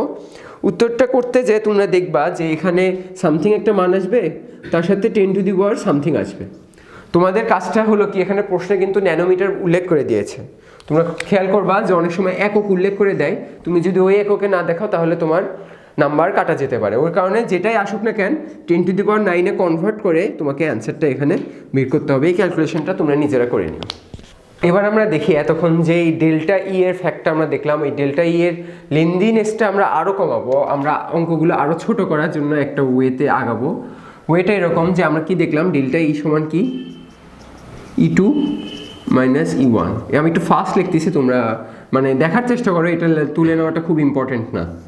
সো n2² যেহেতু এটা E2 এটা N2, তারপরে এই পুরা ওই মানটা, এই যে এখানে যে মানটা, এই পুরা মানটা আমি লিখলাম না, তোমরা বুঝে নাও। তারপর আবার এখানে n1² h² আবার এই পুরা মানটুকু। তো এখানে একটা মাইনাস ছিল, এখানেও একটা মাইনাস ছিল। এখন আমরা কি করব, এইখান থেকে এই যে দেখো দুইটা ক্ষেত্রে কি এই পুরো পার্টটুকু ধ্রুবক, এইবারেও এই পুরো পার্টটুকু ধ্রুবক। সো আমরা এই ধ্রুবক পার্টটুকু আলাদা করে নিব। এবার আমি লিখছি 2π² m e⁴ divided by h²। তোমরা কিন্তু জানো যে এটার মান এখানে 1। ওকে, তারপর এখানে কি আসলো, কমন নিয়ে 1/n2² - 1/n1²। হ্যাঁ, এখন দেখো সামনে যে মাইনাসটা আছে, আমরা মাইনাসটা দিয়ে এটাকে গুণ করে দিই। গুণ করে দিলে বিষয়টা কেমন হবে, 2π² m e⁴ h² into 1/n1² - 1/n2²। ওকে, আর ডেল্টা ই সমান আমরা কি লিখতে পারি, hc ডিভাইডেড বাই ল্যামডা। আমরা এখন আরেকটা কাজ করব, আমরা এই যে hc এই পোর্শনটাকে আমরা এই পাশে পার করে দিব। এই পোর্শনটা পার করে দিলে এখানে হচ্ছে 1/λ, যেটা ওখানে দেখো মিউ বার আকারে আমরা প্রকাশ করেছি। মিউ বারের সংজ্ঞাটা কেমন, মিউ বারকে বলা হয় তরঙ্গ সংখ্যা। তরঙ্গ সংখ্যা হলো একক দৈর্ঘ্যে যেই পরিমাণ পূর্ণ তরঙ্গ থাকবে। সো 1/λ সমান মিউ বার সমান আমরা লিখব 2π² m e⁴ divided by h³ into c. হ্যাঁ, এখন এই জায়গায় একটা জিনিস, এর সাথে এই যে এই পার্টটুকু, এই পোর্শনটুকু এখানে হবে। সো তোমাদের এখানে একটা জিনিস খেয়াল করো, এই যে এই পোর্শনটা, যেটা এই পোর্শনটাকে রিডবার্গ ধ্রুবক বলা হয়ে থাকে, আর এইচ, যেটার মান আমরা ওখানে লিখে দেওয়া আছে 10, 96, 78। আমি এভাবে মনে রাখতাম 10, 96, 78 সেন্টিমিটার ইনভার্স। এখন আমাদের কাজটা কি হবে দেখো, যে এই পুরো জিনিসটাকে যদি আমি এখন লিখি কি হবে, মিউ বার সমান RH 1/n1² 1/n2²। হ্যাঁ, তো এই পুরো জিনিসটা যে আসলো, এটার উপকারটা কি হলো দেখো, এই পুরো জিনিসটা দিয়ে আমরা আগের অঙ্কগুলোও কিন্তু অনেক সহজে করে ফেলতে পারবো। n1 ইন্টু এই দুইটা মান কি, এই যে নিউক্লিয়াস, কক্ষপথ n1, কক্ষপথ n2, এটাতে গেলে যদি যায় তাহলে শক্তি শোষণ করবে। ওই শক্তি শোষণের ফলে যেহেতু তরঙ্গ দৈর্ঘ্যের ফোটন নির্গত হবে, ওইটার তরঙ্গ দৈর্ঘ্য বা ওটার তরঙ্গ সংখ্যাটা আমরা এটার মাধ্যমে বের করতে পারবো। এবং এই রিডবার্গটা খুব খুব সুন্দর একটা জিনিস। জাস্ট এটার আগে যে অঙ্কটা করলাম, ওই আগের অঙ্কটাও তোমরা এই সূত্রটা প্রয়োগ করে করতে পারো, এবং এই সূত্রের প্রয়োগ কেমনে করবে এটা আমরা একটু পরে দেখতেছি। তো এরপর আমরা যেই সূত্রটা এখনই দেখলাম রিডবার্গ ধ্রুবক দিয়ে, ওটার আমরা প্রয়োগগুলো দেখি। তো প্রশ্নটা হলো, বামার সিরিজের থার্ড লাইনে তরঙ্গ দৈর্ঘ্য কত, এই বিকিরণের ফলে নির্গত শক্তির পরিমাণ কত। খুবই সহজ অঙ্ক, তোমাদের বইয়েরই অঙ্ক বলা যায়। তো এটা কি তোমরা সবাই জানো যে লাইমেন, বামার, প্যাসচেন, এভাবে আমাদের বইয়ে অনেকগুলো সিরিজ আছে, স্যাররা তোমাদেরকে দেখাইছেন। তো লাইমেনটা কি, জাস্ট আমি আরেকবার রিপিট করতেছি, যে লাইমেন হলো বাহিরের কোনো কক্ষপথ থেকে n সমান 2 অথবা 3 অথবা 4 থেকে 1-এ আসবে। তো বামারটা কি, n সমান 2-এ আসবে। তো বামারের ক্ষেত্রে কনস্ট্যান্ট জিনিসটা হলো যে n সমান 2-তে সবসময় বামারে আসবে। সো এখন আমরা ওই সূত্রটা আগে লিখে ফেলি, যে 1/λ সমান μ0 সমান RH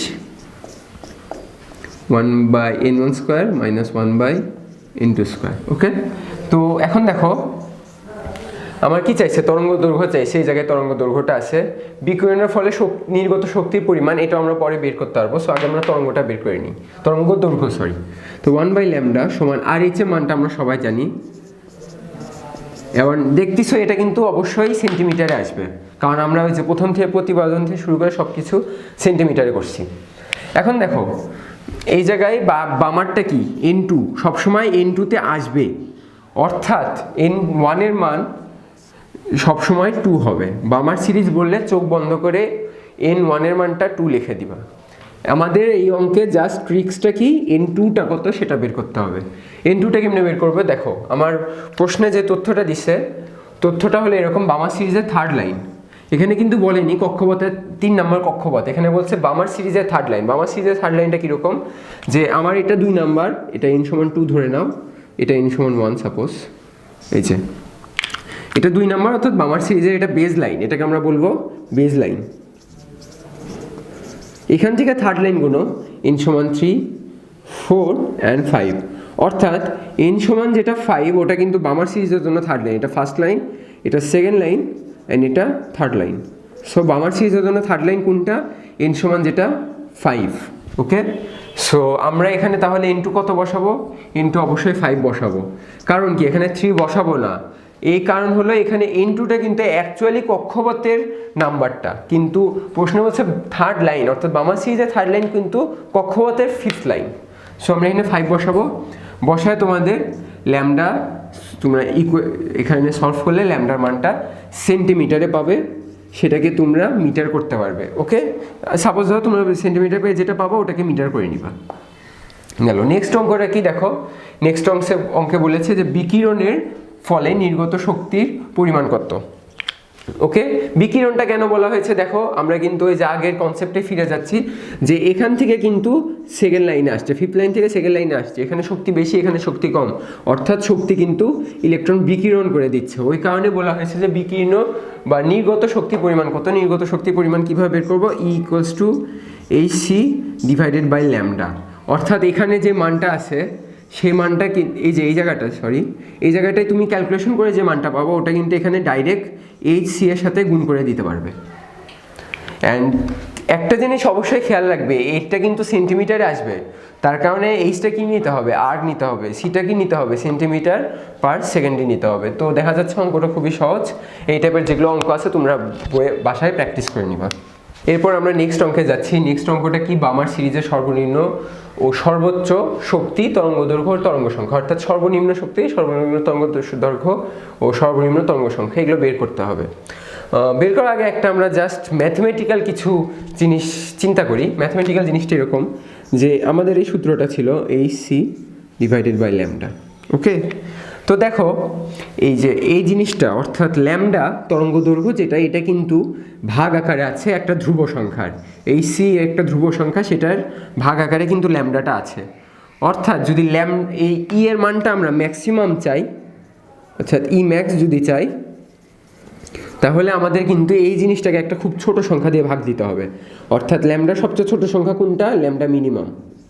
অর্থাৎ যখন ই ম্যাক্সিমাম হতে হবে তখন ল্যামডা মিনিমাম হবে, অ্যান্ড ভাইস ভার্সা, ই যখন মিনিমাম হবে তখন ল্যামডা ম্যাক্সিমাম হতে হবে।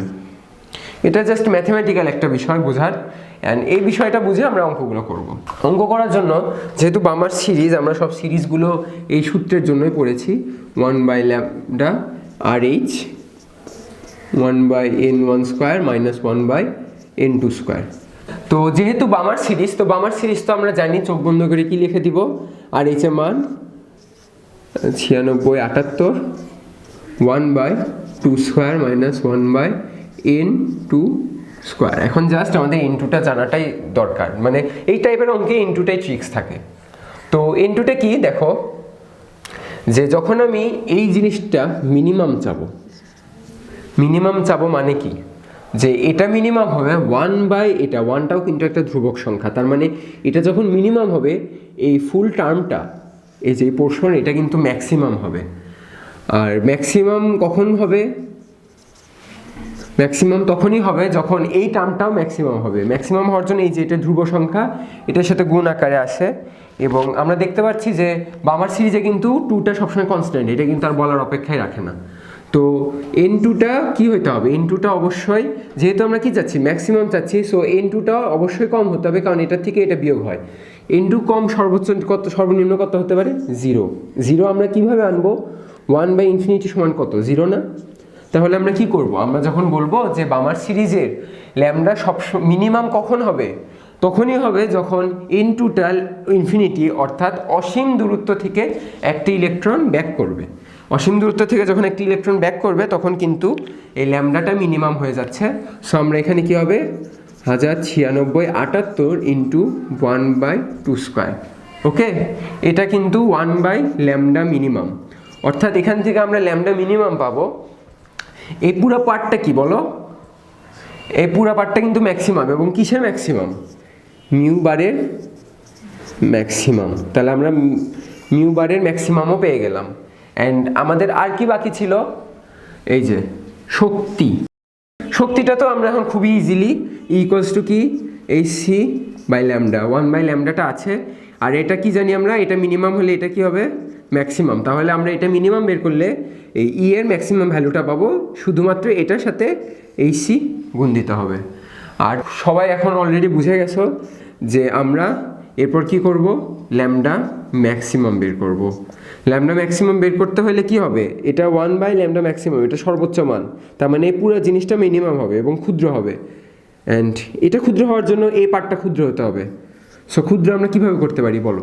ক্ষুদ্র আমরা করার সিস্টেমটা হলো, এটা তো সবসময় কনস্ট্যান্ট। এখন আমাকে এই জিনিস এটা থেকে সর্বোচ্চ কি বিয়োগ দেওয়া যায় সেটা দেখতে হবে। সর্বোচ্চ কি বিয়োগ দেওয়া যায়?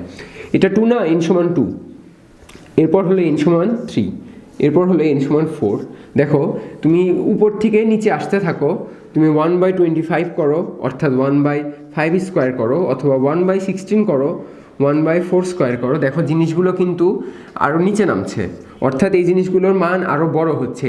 1/25-এর চেয়ে কিন্তু 1/16 বড়। কীভাবে? আমরা ওই যে ক্লাস 5-এ পড়েছিলাম, সমলব বিশিষ্ট যেগুলো ভগ্নাংশ থাকবে সেগুলোর যেটার হর ছোট হবে সেটার মান কিন্তু বড় হয়। তো আমরা সবচেয়ে কাছে কোনটা নিব? সবচেয়ে কাছে 3, কারণ আমাদের এই জিনিসটাকে ছোট করতে হবে। ছোট করার জন্য এটা থেকে সবচেয়ে বড় জিনিস বিয়োগ করতে হবে। সো 1/λ ম্যাক্সিমাম আমরা কীভাবে পাবো বলো? এই যে এই জায়গাটাতে জাস্ট 196 1/4 মাইনাস 1/9। এখান থেকে আমরা ল্যামডা ম্যাক্সিমাম পাবো, এখান থেকে আমরা মিউ মিনিমাম পাবো, অ্যান্ড এখান থেকে আমরা ই মিনিমাম পাবো। এই মিউ বার মিনিমাম পাবো অ্যান্ড ই মিনিমাম পাবো। অ্যান্ড আমি তোমাদের রিকোয়েস্ট করবো তোমরা এই ক্যালকুলেশনগুলো বাসায় করে নিবে। এবার আমরা 3টা প্রতিবেদন দেখব। প্রতিবেদনগুলো তোমাদের একটু ইম্পর্টেন্ট লাগতে পারে, তার জন্য দেখানো হচ্ছে। তো ফার্স্টেরটা দেখো, ফার্স্টেরটা কি, যে আমরা বোর মডেল থেকে কি জানি? বোর মডেলে একটা শিকার্য কিন্তু ছিল যে কৌণিক ভরবেগ mvr সমান n into h divided by twice pi. হ্যাঁ, আমরা এটাকে একটু ম্যানিপুলেট করি। সেটা কীরকম? যে আরটা এই পাশে রেখে nh divided by mv into twice pi. হ্যাঁ, তো আর এর মানটা কিন্তু আমরা জানি, কিছুক্ষণ আগে আমরা লিখে রাখছিলাম। আর এর মানটা ওই যে আর এন, এই আরটা কিন্তু r n. So n² ac² divided by 4π² m z² বা জেড এর মানটা কিন্তু হাইড্রোজেনের ক্ষেত্রে 1, তো আমি জেডটা না লিখলাম। And n h is h mv into 2π। Okay, আচ্ছা জেডটা না হয় লিখি, আমরা পরে মিশাবো নি। তো এখান থেকে তুমি যদি ক্যালকুলেশন করো, ক্যালকুলেশন করে আমার কাঙ্ক্ষিত জিনিস আমি যেটা বের করতে চাচ্ছি সেটা হলো ভি। আমরা ভি এর মানটা এগুলো দিয়ে বের করবো। ভি এর মানটা কীরকম হবে দেখো, ভি ইকুয়ালস টু হবে 2π² e square 2π e² z divided by nh। হ্যাঁ, তো এই জিনিসটাতে যখন হাইড্রোজেন হবে তখন z সমান কিন্তু 1 হয়। এটা হচ্ছে আমি কেন দেখাইলাম দেখো তোমরা। এটার কারণ হলো তোমাদের যদি কোনো রকমের অঙ্কে ভি বের করতে দেয়, অ্যান্ড সেখানে যদি তোমাকে বলে দেয় যে n তম কক্ষপথে, এখানে দেখো এই জিনিস, এখানে ধ্রুবক জিনিসগুলো কি, এটা এটা এটা এটা এটা 5টা জিনিসে কিন্তু ধ্রুবক। হ্যাঁ, শুধু nটা ধ্রুবক নয়। সো তোমাকে যদি বলে শুধু n বলে দেয় আর কিছু না বলে যে কক্ষপথে ইলেকট্রনের বেগ কত, তখন তোমাকে এই প্রসিজারেই যেতে হবে। অ্যান্ড তোমাকে যদি বলে দেয় যে একটা কক্ষপথের ব্যাসার্ধ আর সমান এত, অ্যান্ড এই কক্ষপথের মানে সংখ্যা অর্থাৎ কক্ষপথের প্রায় কোয়ান্টাম নাম্বার যেটা n সেটা হলো এত, যদি এই দুইটা মান বলে দেয় তাহলে জাস্ট আমরা এই সূত্রটাতে ইউজ করতে পারবো, কারণ আমার m জানা আছে, ইলেকট্রনের ভর h পাই সবই জানা আছে। জাস্ট এর ভি n আর r এর মান বসায় দিব, ভি পেয়ে যাব। কিন্তু যদি তোমাকে r এর মানটা না বলে তখন তোমাকে কিন্তু এই প্রসেস ছাড়া আগানোর কোনো ওয়ে নেই। ওকে, এটা হলো আমাদের ফার্স্ট প্রতিবেদনটা। আমরা এখন যেটাতে আসবো সেটা হচ্ছে ডি ব্রগলি সমীকরণ। ডি ব্রগলি সমীকরণটা কি? সেটা আমরা একটু প্রতিপাদন করেই দেখাই।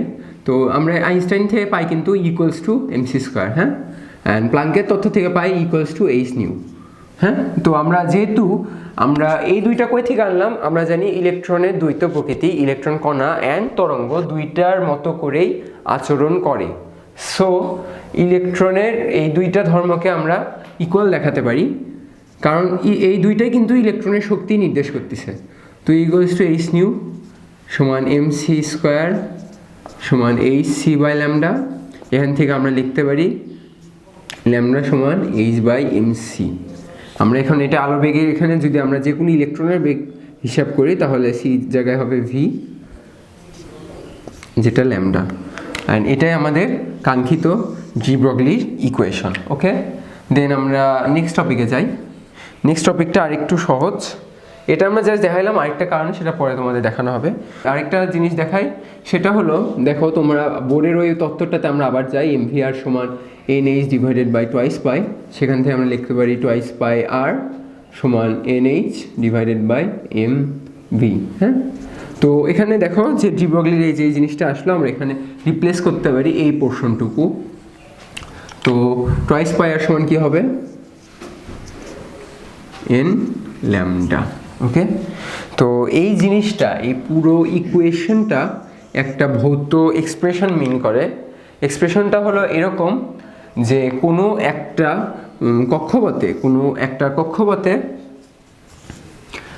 কক্ষপথে যত সংখ্যক পূর্ণ তরঙ্গ থাকবে, কোনো একটা কক্ষপথে পরিধি কি, এটা ব্যাসার্ধ কি আর না, এ আরটা এ আর, তার মানে টোয়াইস পাই আরটা এটা কিন্তু পরিধি। তো এই পুরো পরিধিতে যত সংখ্যক পূর্ণ তরঙ্গ থাকবে সেই সংখ্যাটা হবে ওই কক্ষপথের প্রধান কোয়ান্টাম নাম্বার, অর্থাৎ যত নাম্বার প্রধান শক্তি স্তরটা তত সংখ্যক কি থাকবে, পূর্ণ তরঙ্গ ওই কক্ষপথে থাকবে। ওকে, জাস্ট এইটুকু করে আমরা এখন অঙ্কে চলে যাই। ওকে, আমরা একটা নেক্সট অঙ্কে যাই। অঙ্কটা খুবই ইজি, জাস্ট ধরতে পারা।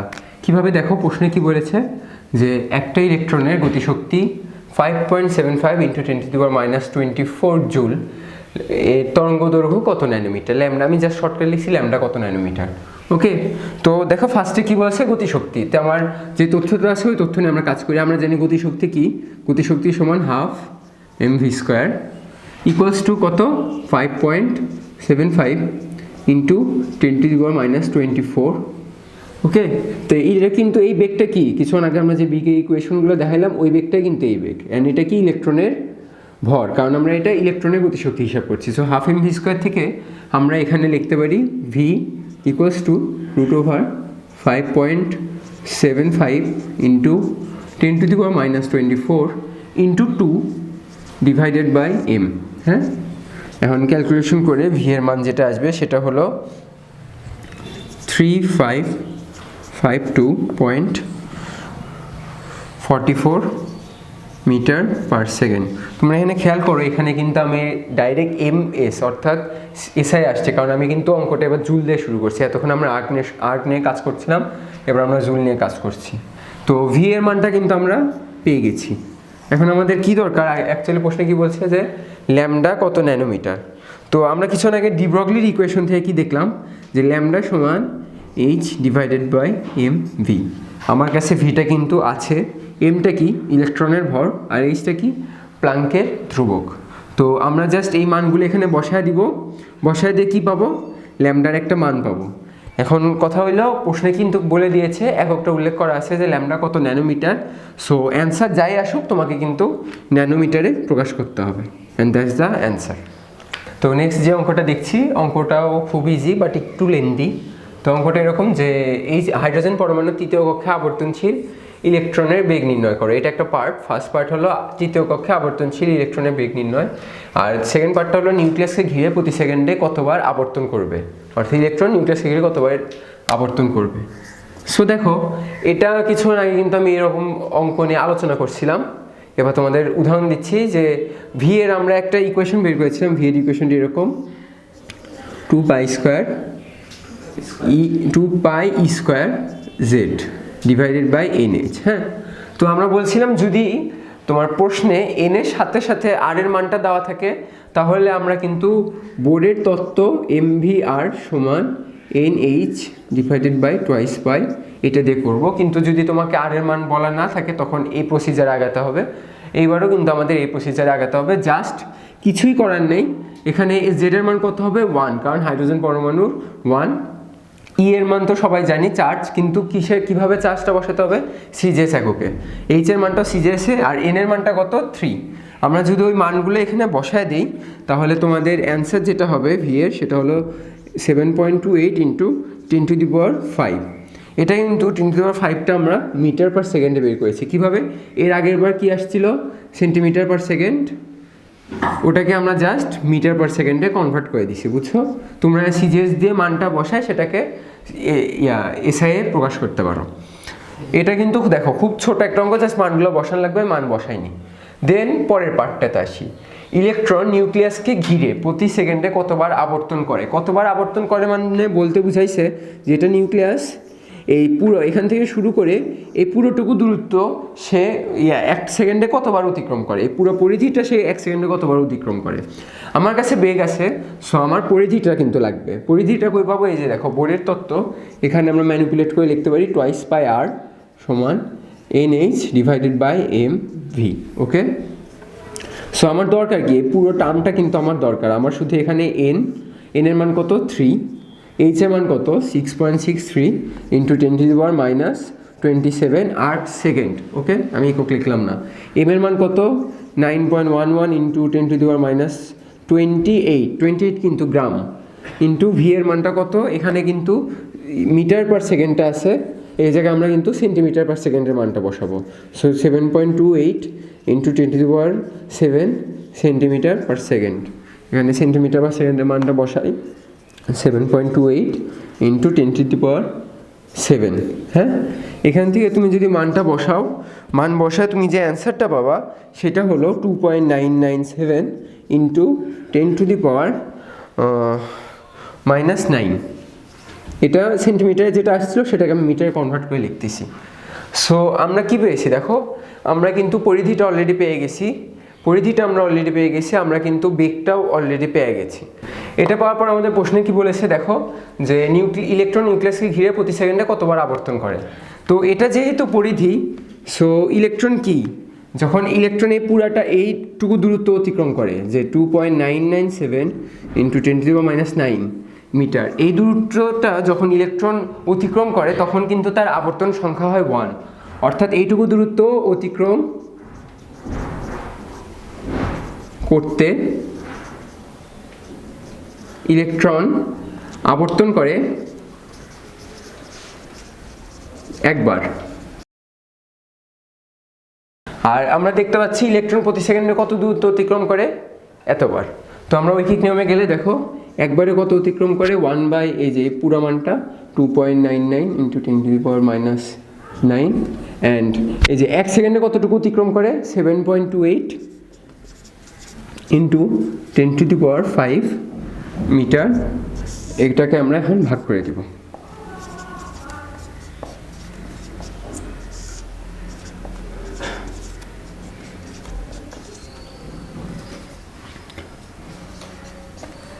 তো তোমরা এটা ক্যালকুলেশন করে যেটা পাবা সেটা হচ্ছে 2.43 ইন্টু 10⁻14 বার। অর্থাৎ 1 সেকেন্ডে ইলেকট্রন এতবার এই পুরা পরিধিটাকে অতিক্রম করবে। ওকে, তো এইটাই ছিল আমাদের এই অঙ্কের অ্যান্সার। আচ্ছা, এরপরে যে অঙ্ক সেটা হলো শিখা পরীক্ষায় ক্যালসিয়াম আয়ন 680 ন্যানোমিটার তরঙ্গ দৈর্ঘ্যের আলো দেয়। তো 1 মোল ফোটনের শক্তি নির্ণয় করতে বলছে। দেখো এখানে কি দেওয়া আছে, এখানে তরঙ্গ দৈর্ঘ্যটা দিয়ে দেওয়া আছে, তরঙ্গ দৈর্ঘ্য দেওয়া আছে, আমার শক্তি বের করা কোনো ব্যাপারই না। HC ডিভাইডেড বাই ল্যামডা, এই ল্যামডাটা জাস্ট এখানে বসায় দিব, অ্যান্ড এটা আমরা কিসে বসাবো, সেন্টিমিটারে বসাবো। তোমরা মিটারে বসাতে পারো, এটাতে কোনো সমস্যা নেই, কারণ এখানে এই তিনটাও যদি এসআই বসাও এটাও এসআই বসাও, কিছু যায় আসে না। এই প্রশ্নটা দেওয়ার অ্যাকচুয়াল কারণ হলো এই এখান থেকে যে শক্তির মানটা পাবা এটা কিন্তু একটা ফোটনের শক্তি। হ্যাঁ, প্রশ্নে কিন্তু বলে দিয়েছে 1 মোল ফোটনের শক্তি। সো এখানে আমরা কি পাইলাম, একটা ফোটনের শক্তি। সো এখান থেকে যে শক্তির মানটা পাবো সেটাকে আমার নাম্বার অফ অ্যাভোগাড্রো বা অ্যাভোগাড্রো সংখ্যা দিয়ে গুণ করতে হবে, তাহলে আমরা 1 মোল ফোটনের শক্তি পাবো। হ্যাঁ, তারপরে প্রশ্ন বলছে যে এক আইনস্টাইন শক্তি নির্ণয় করো। এটা একদম অ্যাকচুয়ালি জিনিসটা হলো কি, এটা একটা তথ্য দেওয়ার জন্য আমরা এই অঙ্কটা এনেছি। তথ্যটা হলো এরকম যে 1 মোল ফোটন এর শক্তি সমান 1 আইনস্টাইন শক্তি।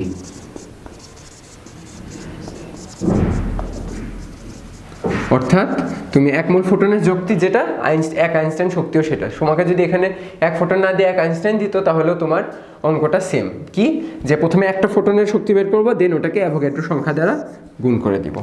নেক্সট, এটা অ্যাকচুয়ালি কোনো অঙ্ক না, এটা তোমাদের সন্দীপ স্যারের বইয়ে এই বছর নতুন ইনক্লুড করছে, আমাদের সময় ছিল না। জিনিসটা হলো এরকম যে পরমাণু বর্ণালীর উচ্চতর শক্তি স্তর অর্থাৎ N2, যেমন এটা প্রথম শক্তি স্তর, এটা দ্বিতীয় শক্তি স্তর বা তৃতীয় চতুর্থ যেটা বলো, চতুর্থই ধরলাম, এটা যদি N2 হয়, এখান থেকে নিম্নতর শক্তি স্তর অর্থাৎ N1-এ যদি একটা ইলেকট্রন যায় তাহলে এখানে একটা শক্তি বিকিরণ করবে, সেই শক্তি থেকে আমরা বর্ণালী পাবো, এবং এই যে বর্ণালীটা হবে সেই বর্ণালী যে রেখাগুলো পাবো, বর্ণালী রেখা, সেটা সর্বাধিক কতটা রেখা হয় সেটা এই সূত্র দিয়ে পাওয়া যায়। তোমরা স্যারের বই এরকম একটা অঙ্ক উদাহরণও আছে, তোমরা দেখে নিও just. Next topic, Schrodinger equation. এটা নিয়ে বিস্তারিত তোমরা হায়ার লেভেলে জানতে পারবা, কারণ এটা হায়ার ফিজিক্স। আশরাফ স্যারও হালকা পাতলা একটু নলেজ দিবেন। তো তোমরা যেটুকু জেনে রাখবা সেটা হলো এই যে এই পুরো ইকুয়েশনটা কিন্তু তোমাদের বিভিন্ন ভর্তি পরীক্ষায় লিখতে দেয়, মানে যে স্পেশালি রিটেন, যেমন বুয়েট, টুয়েট আর চুয়েট, এই তিনটাতে রিটেন আসে, বুটেক্সেও আসে, ওগুলোতে বলে দেয় যে শ্রোডিঞ্জারের ইকুয়েশনটা লিখো। তো ইকুয়েশন লিখতে বললে তোমার এই ইকুয়েশনটা মনে রাখা অবশ্যই জরুরি। অ্যান্ড তোমাকে হয়তো এমনও বলে দিতে পারে যে ইকুয়েশনের জিনিসগুলো পরিচয় জানাও। তো পরিচয়গুলো এরকম যে এখানে ইউটা হলো ইলেকট্রনের স্থিতিশক্তি, ইটা হলো ইলেকট্রনের মোট শক্তি, আর এম তো জানি ইলেকট্রনের মাস, আর সাইটা হলো তরঙ্গ ফাংশন। তো এখানে একটা জিনিস জেনে রাখো যে লেখার সময় এটা কিন্তু অবশ্যই ডেল লিখতে হবে, বুঝছো? এখানে এটা কিন্তু অবশ্যই ডেল হবে, এখানে কিন্তু তুমি ডি লিখতে পারবে না, কারণ এখানে পার্শিয়াল ডিফারেন্সিয়েশন করা হয়েছে। জাস্ট এইটুকু জেনে রাখো, এর চেয়ে বেশি জানার কিছু দরকার নেই। এইটুকু জানলে হচ্ছে। দেন আমরা আসি এই জিনিসটাতে, এটার একটা তাৎপর্য আছে। এটার তাৎপর্য হলো এই যে ইন্টিগ্রেশন -∞ থেকে +∞ সাই স্কোয়ার ডিএক্স ডিওয়াই ডিজেড। এটাকে তোমরা এইভাবে লিখতে পারো যে ইন্টিগ্রেশন মাইনাস প্লাস সাই স্কোয়ার ডি ভি। এখানে ভিটা দ্বারা কি নির্দেশ করতেছে? আয়তন, কারণ x × y × z, হ্যাঁ, এটা 1। এই দুইটা জিনিসের একটা মিনিং আছে। মিনিংটা হলো এরকম যে সমগ্র বিশ্বে একটা ইলেকট্রন পাওয়ার সম্ভাবনা 1। কিভাবে দেখো, সাই স্কোয়ার দিয়ে বোঝায় যে সাই স্কোয়ার দিয়ে ইলেকট্রন পাওয়ার সম্ভাবনা বোঝায়, কোনো স্থানে ইলেকট্রন পাওয়া, কোনো ত্রিমাত্রিক স্থানে ইলেকট্রন পাওয়ার সম্ভাবনাটা সাই স্কোয়ার দিয়ে বোঝায়। আর সাই হলো তরঙ্গ ফাংশন, যেটা দ্বারা ইলেকট্রনের বিস্তৃতি বোঝায়। এটা মেইনলি কোনো ভৌত তাৎপর্য নেই। তে যখন ইন্টিগ্রেশন -∞ থেকে +∞, অর্থাৎ -∞ থেকে +∞ দিয়ে এখানে বোঝানো হয়েছে যে সমগ্র বিশ্বে সাই স্কোয়ার ডিভি সমান 1। অর্থাৎ তোমরা কিন্তু সম্ভাবনায় পড়ছো যে নিশ্চিত ঘটনা হলে কি হয়, নিশ্চিত ঘটনা মানটা কিন্তু 1 হয়, কারণ ওটা ঘটবেই। তো এটা দ্বারা বোঝায় যে নিশ্চিত যে সমগ্র বিশ্বে একটা ইলেকট্রন নিশ্চিতভাবে পাওয়া যাবে, ওর জন্য সাই স্কোয়ার ইন্টিগ্রেশন -∞ থেকে +∞ সাই স্কোয়ার ডিভি, বা এই যে এই পার্টটা, এটার অর্থ হলো যে সমগ্র বিশ্বে একটা ইলেকট্রন পাওয়ার সম্ভাবনা 1। আর এটার মান যদি কখনো দেখো যে 90 থেকে 95% হয়, তাহলে বুঝে নিতে হবে যে ওই জায়গাটায় ইলেকট্রন পাওয়ার সম্ভাবনা অনেক বেশি। আর আমরা কিছুক্ষণ আগে কিন্তু পড়েছিলাম যে ইলেকট্রন পাওয়ার সম্ভাবনা কোথায় বেশি, যে জায়গাটাতে অরবিটাল, অর্থাৎ অরবিটালের সঙ্গে আমরা বলছিলাম যেখানে ইলেকট্রন মেঘ ঘন, অনেক ঘন। সো ওই এই মানটা হলে ওটা কিন্তু অরবিটাল হয়। ইউভি রে এর মাধ্যমে জাল টাকা শনাক্তকরণ। জাল টাকা শনাক্তকরণের ক্ষেত্রে ইউভি রেটা আমরা নর্মালি ইউজ করে থাকি। জাল টাকার সাথে সাথে জাল পাসপোর্টও বলা যায়। তো যেগুলো রিয়েল টাকা বা রিয়েল পাসপোর্ট, ওটাতে একটা কালি, বিশেষ কালি ব্যবহার করা হয়। তোমরা এটার নাম অলরেডি জানো, ফ্লোরোসেন্ট ফসফোর, হ্যাঁ। তো এই ফ্লোরোসেন্ট ফসফোর কালিটা ইউভি রের প্রতি সংবেদনশীল। এটা হচ্ছে একটা টাকায়, যেটা রিয়েল টাকা, ওটাতে ইউজ করা হয়। কিন্তু যেগুলো জাল টাকা, ওগুলো তো কম্পিউটার প্রিন্টার বা অন্য কোনো রকমের প্রিন্টার থেকে প্রিন্ট করা হয়, তার কারণে ওরা এই কালিটা ওরা ইউজ করতে পারে না। সো ফ্লোরোসেন্ট ফসফোর যখন এখানে ইউজ করা হয়, এটা হলো ইউভির প্রতি সংবেদনশীল। যখন ইউভি রেটা এখানে পড়ে, হ্যাঁ, তোমরা জেনে রাখো যে ইউভি রের কিন্তু তরঙ্গ দৈর্ঘ্য অনেক কম, 350 এর ন্যানোমিটারেরও কম। সো ইউভি রে যে দেখো আমি একটু মানে তরঙ্গ দৈর্ঘ্যটা কম, সে তরঙ্গ দৈর্ঘ্য কমে যখন ইউভি রে এখানে পড়ে তখন কিছু পরিমাণ শক্তি, যে ইউভি রে যে শক্তিটা আছে কিছু পরিমাণ শক্তি এখানে কি হবে, শোষিত হবে। শোষিত হওয়ার পরে বাকি শক্তিটুকু বিকীর্ণ হয়। কিন্তু দেখো যে পরিমাণ শক্তিটা কিন্তু এখানে এসেছিল, যে পরিমাণ ইটা এখানে এসেছিল তার থেকে কিছু পরিমাণ শক্তি এখানে শোষিত হয়ে যায়, যার কারণে ইটা কিন্তু কমে গেছে। তার কারণে পরের যে ই প্রাইমটা বিকিরিত হবে ওটার মান কিন্তু কম, অ্যান্ড মান কম হইলে তরঙ্গ দৈর্ঘ্যটা বেশি হবে। আমরা কিন্তু কিছু আগে দেখেছিলাম। সো তরঙ্গ দৈর্ঘ্যটা হবে এরকম, মানে ইয়াটা এরকম হবে। সো দেখো পরে ঘটনাটা ঘটে কীভাবে, যে ইউভি রে পরে কিছু শক্তি শোষিত হয় এবং বাকি শক্তি বিকীর্ণ হয়, এবং বিকীর্ণ শক্তির যে তরঙ্গ দৈর্ঘ্য ল্যামডা সেটা আমাদের দৃশ্যমান তরঙ্গ দৈর্ঘ্যের রেঞ্জের মধ্যে পড়ে যায়। এই দৃশ্যমান তরঙ্গ দৈর্ঘ্যের রেঞ্জের মধ্যে পড়ে যাওয়ার কারণে আমরা বিভিন্ন কালার দেখতে পারি, যেই কালারগুলো বের হওয়ার প্রক্রিয়াটাকে বলা হয় অনুপ্রভা। এখান থেকে যে শক্তি নিঃসরিত হয় এই নিঃসরিত হওয়ার প্রক্রিয়াটাকে বলা হয় অনুপ্রভা, এবং যে বিভিন্ন কাগজের জন্য বিভিন্ন টাকার জন্য আলাদা আলাদা বর্ণ বের হয়, যেই বর্ণগুলোর দ্বারা আমরা জাল টাকা এবং রিয়েল টাকার মধ্যে পার্থক্যটা করতে পারি। এবার আমরা এসেছি আজকে আমাদের লেকচারের লাস্ট টপিক, সেটা হচ্ছে শিক্ষা পরীক্ষা। আমরা আজকে বলছিলাম যে লেকচারের টপিকের নামের মর্যাদা রেখে শুরু করছিলাম যে ইলেকট্রনের মানে কণাগুলি গুণাবলী। এবার আমরা গুণগত কিছু বিশ্লেষণে যাব। হ্যাঁ, তো গুণগত বিশ্লেষণটা কেমন, শিক্ষা পরীক্ষার মাধ্যমে আমরা ধাতব মৌল শনাক্ত করি। সো ধাতব মৌল যেগুলো সেগুলো কিন্তু লবণ হিসেবে থাকে, তার মধ্যে যেগুলো ক্লোরাইড লবণ, কোনো ধাতব মৌলের ক্লোরাইড লবণ যেগুলো ওগুলো বেশি উদ্বায়ী। সো আমরা ফার্স্টে ট্রাই করি যে শিক্ষা পরীক্ষা তো তোমরা জানোই কী করা হয়, শিক্ষা পরীক্ষা কোনো লবণ ধরে সেটাতে যে কালারটা আসে ওই কালার থেকে লবণ শনাক্ত করা হয়। তো আমরা যেহেতু কালারটা আনতে চাই তার জন্য আমরা ফার্স্টে কোনো একটা লবণকে উদ্বায়ী করব, এবং উদ্বায়ী করার জন্য আমরা ওটাকে ক্লোরাইড লবণে পরিণত করি। সো সাপোজ ধরো ফার্স্টে ক্যালসিয়াম কার্বনেট একটা লবণ নিলাম, এটাকে আমরা HCl এ ডোবাবো। HCl এ ডোবানো হয় কি জন্যে, লবণকে উদ্বায়ী করার জন্য। এইরকম প্রশ্ন আসে যে কেন শিক্ষা পরীক্ষায় HCl ব্যবহার করা হয়, তোমরা কিন্তু এখন কারণটা অলরেডি জেনে ফেলেছো।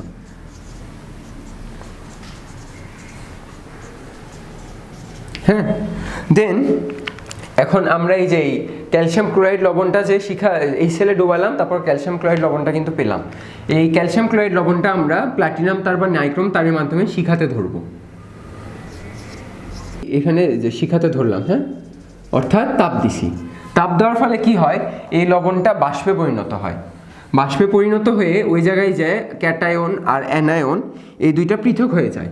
পৃথক হয়ে যায় কীরকম দাঁড়ায়, ক্যালসিয়াম 2+ অ্যান্ড ক্লোরিন মাইনাস। হ্যাঁ, দেন যে বাষ্প অবস্থাটা এই যে শিখাতে এখানে থাকে, ওই বাষ্প অবস্থার মধ্যে এই যে ইলেকট্রনগুলো কিছু ইলেকট্রন এই ক্যালসিয়াম নিয়ে কীরকম দাঁড়ায় জিনিসটা এরকম, তার সাথে ক্যালসিয়াম দুইটা ইলেকট্রন নিয়ে একটা ক্যালসিয়াম ধাতব বাষ্পে পরিণত হয়। দেন এই বাষ্পটা আবার শিখা থেকে শক্তি গ্রহণ করে, সেটা হলো H-nu। এই শক্তিটাই শোষণ করার পর ক্যালসিয়াম হচ্ছে একটি অস্থায়ী অবস্থায় পরিণত হয়। অস্থায়ী অবস্থাটা কীরকম, যে একটা নিউক্লিয়াস, এই যে অস্থায়ী অবস্থা, এখানে লাস্ট ইলেকট্রনটা ছিল সাপোজ ক্যালসিয়ামের সর্ববহিস্থ স্তর, এটা সর্ববহিস্থ স্তর থেকে ইলেকট্রনটা এখানে যায়। এটা কিন্তু স্থায়ী অবস্থা, ইলেকট্রনটা এখানে সরে যাওয়ার কারণে এটা অস্থায়ী অবস্থায় পরিণত হয়।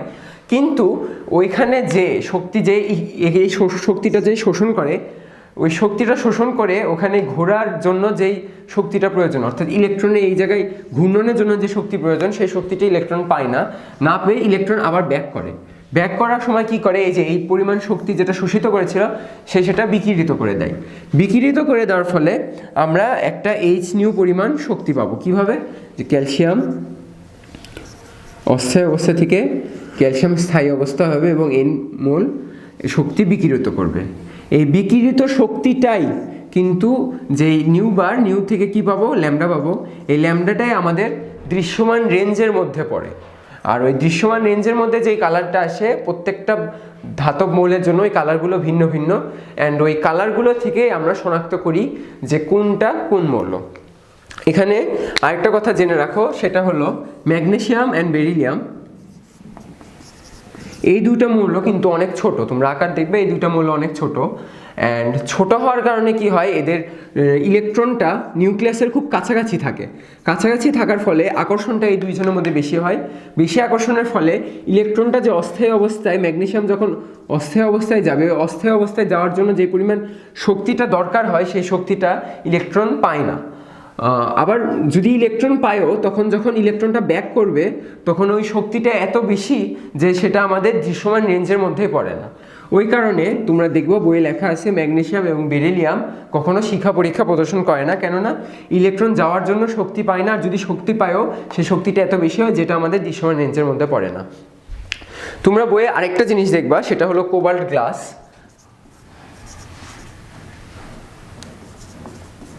কোবাল্ট অথবা ব্লু গ্লাস, এই তোমাদের ছক দেওয়া আছে, দেখবা শিক্ষা পরীক্ষার ছক, কোন মৌল কোন বর্ণ দেয় সেটা তোমরা জেনে রাখো, এটা কিন্তু তোমাদের এমসিকিউতে আসে। তো পাশে দেখবা কোবাল্ট গ্লাস অথবা ব্লু গ্লাসে কী কালার আসে সেটাও দেওয়া থাকে। এটার কারণ দুইটা। একটা কারণ হচ্ছে ভেজাল বুঝতে পারা। যদি মনে করো সাপোজ ক্যালসিয়াম লবণের আমি শিক্ষা পরীক্ষা করব, তার সাথে সোডিয়াম লবণ ভেজাল হিসেবে আছে। ভেজাল হিসেবে থাকলে হয় কি, এই যে কোবাল্ট গ্লাস বা ব্লু গ্লাস সোডিয়ামের যে বর্ণটা বা যেই শিখাটাই প্রদর্শন করে ওই শিখাটাকে শোষণ করে ফেলে। শোষণ করার ফলে জাস্ট ক্যালসিয়ামের একটা বর্ণ ওই প্রদর্শন করে। অথবা যদি দুই বা ততোধিক মিশ্রণ একসাথে থাকে, তখন তুমি যদি বুঝতে না পারো বা তুমি যদি চাও যে ওই মৌলটা আমি ঠিক মতো শনাক্ত করছি কি না, তাহলে একবার খালি চোখে দেখবে, সেকেন্ড টাইম কোবাল্ট গ্লাসে দেখবে। কোবাল্ট গ্লাস এন্ড খালি চোখে আলাদা আলাদা বর্ণ দেয়। আলাদা আলাদা বর্ণ দেওয়ার কারণে যখন দুইটা বর্ণ ম্যাচ করে যাবে তখন তুমি একদম এক্স্যাক্টলি শিওর হতে পারবে যে হ্যাঁ, আমি যেই বর্ণটা শনাক্ত করছিলাম, যেই মৌলটা শনাক্ত করছিলাম সেই মৌলটাই এটা। আমরা মোটামুটি আমাদের লেকচারে লাস্ট পর্যায়ে চলে এসেছি। তো লাস্ট পর্যায়ে তোমাদের কয়েকটা জিনিস পড়তে বলবো আমি। সেই জিনিসগুলো হলো যে এই যে দেখো তোমাদের বইয়ে আছে দৃশ্যমান আলোর রেঞ্জগুলো, যে কত গ্রিন কালার কোনটা, হলুদ কালার কোনটা, কত রেঞ্জের মধ্যে এই কালারগুলো হয়, এই রেঞ্জগুলো মনে রাখবে। এবং তোমরা দেখবে যে তড়িৎচুম্বকীয় বিকিরণের তরঙ্গ দৈর্ঘ্য ও কম্পাঙ্ক, এই যে এই রেগুলো থেকে কিন্তু প্রশ্ন আসে। যে এই ছকটা, এই ছকগুলো তোমাদের জানতে হবে, তোমরা ভালো করে দেখবা। এই ছকগুলো থেকে কিন্তু তোমাদের ভর্তি পরীক্ষায় প্রশ্ন আসবে। আচ্ছা, ধন্যবাদ। তো তোমাদের শেষে কিছু কথা বলতে চাই। কথাগুলো এরকম যে তোমাদেরকে আমরা আজকে যা যা দেখালাম এই জিনিসগুলো একটু ট্রাই করে দেখার। আর তোমাদের হাতে ভাইয়ারা কোশ্চেন ব্যাংক দিছে, যেই কোশ্চেন ব্যাংকটা, ওই কোশ্চেন ব্যাংকের সবগুলো অঙ্ক এখনই করে রাখার চেষ্টা করো যদি সময় পাও, কারণ এটা তোমাকে পরবর্তীতে ভর্তি পরীক্ষায় যে হেল্প করবে। কারণ প্রশ্ন ব্যাংক থেকে অনেক কিছু কমন আসে। আর তোমাদের বই পড়াটা একদম মাস্ট। টেক্সট বুক খুব ভালো করে পড়তে হবে। তোমাদের এই বছরে যে হাজারি স্যারের এডিশনটা, এটা একদম প্রায় স্বয়ংসম্পূর্ণ বলা যায়, আমরা স্বয়ংসম্পূর্ণ মনে করি। তোমরা হাজারি স্যারের বই ফার্স্ট টু লাস্ট রিডিং খুব ভালো করে পড়বে। এবং ম্যাথের ক্ষেত্রে সঞ্জিত স্যারের বইয়ে সবগুলো ম্যাথ করবে। আমরা সবগুলো ম্যাথ দেখাইনি, 5-6টা কি 8টা ম্যাথ দেখাইছি। এটা জাস্ট তোমাদের ধারণা দেওয়ার জন্য যে থিওরি থেকে তোমরা কিভাবে ম্যাথে অ্যাপ্রোচ করবে। সো তোমরা অবশ্যই চেষ্টা করবে এবং হাজারি স্যারের বইয়ের থিওরি খুব ভালো করে পড়ার। এই বলে আজকে আমি আমার লেকচার শেষ করছি। তোমাদের সকলকে ধন্যবাদ।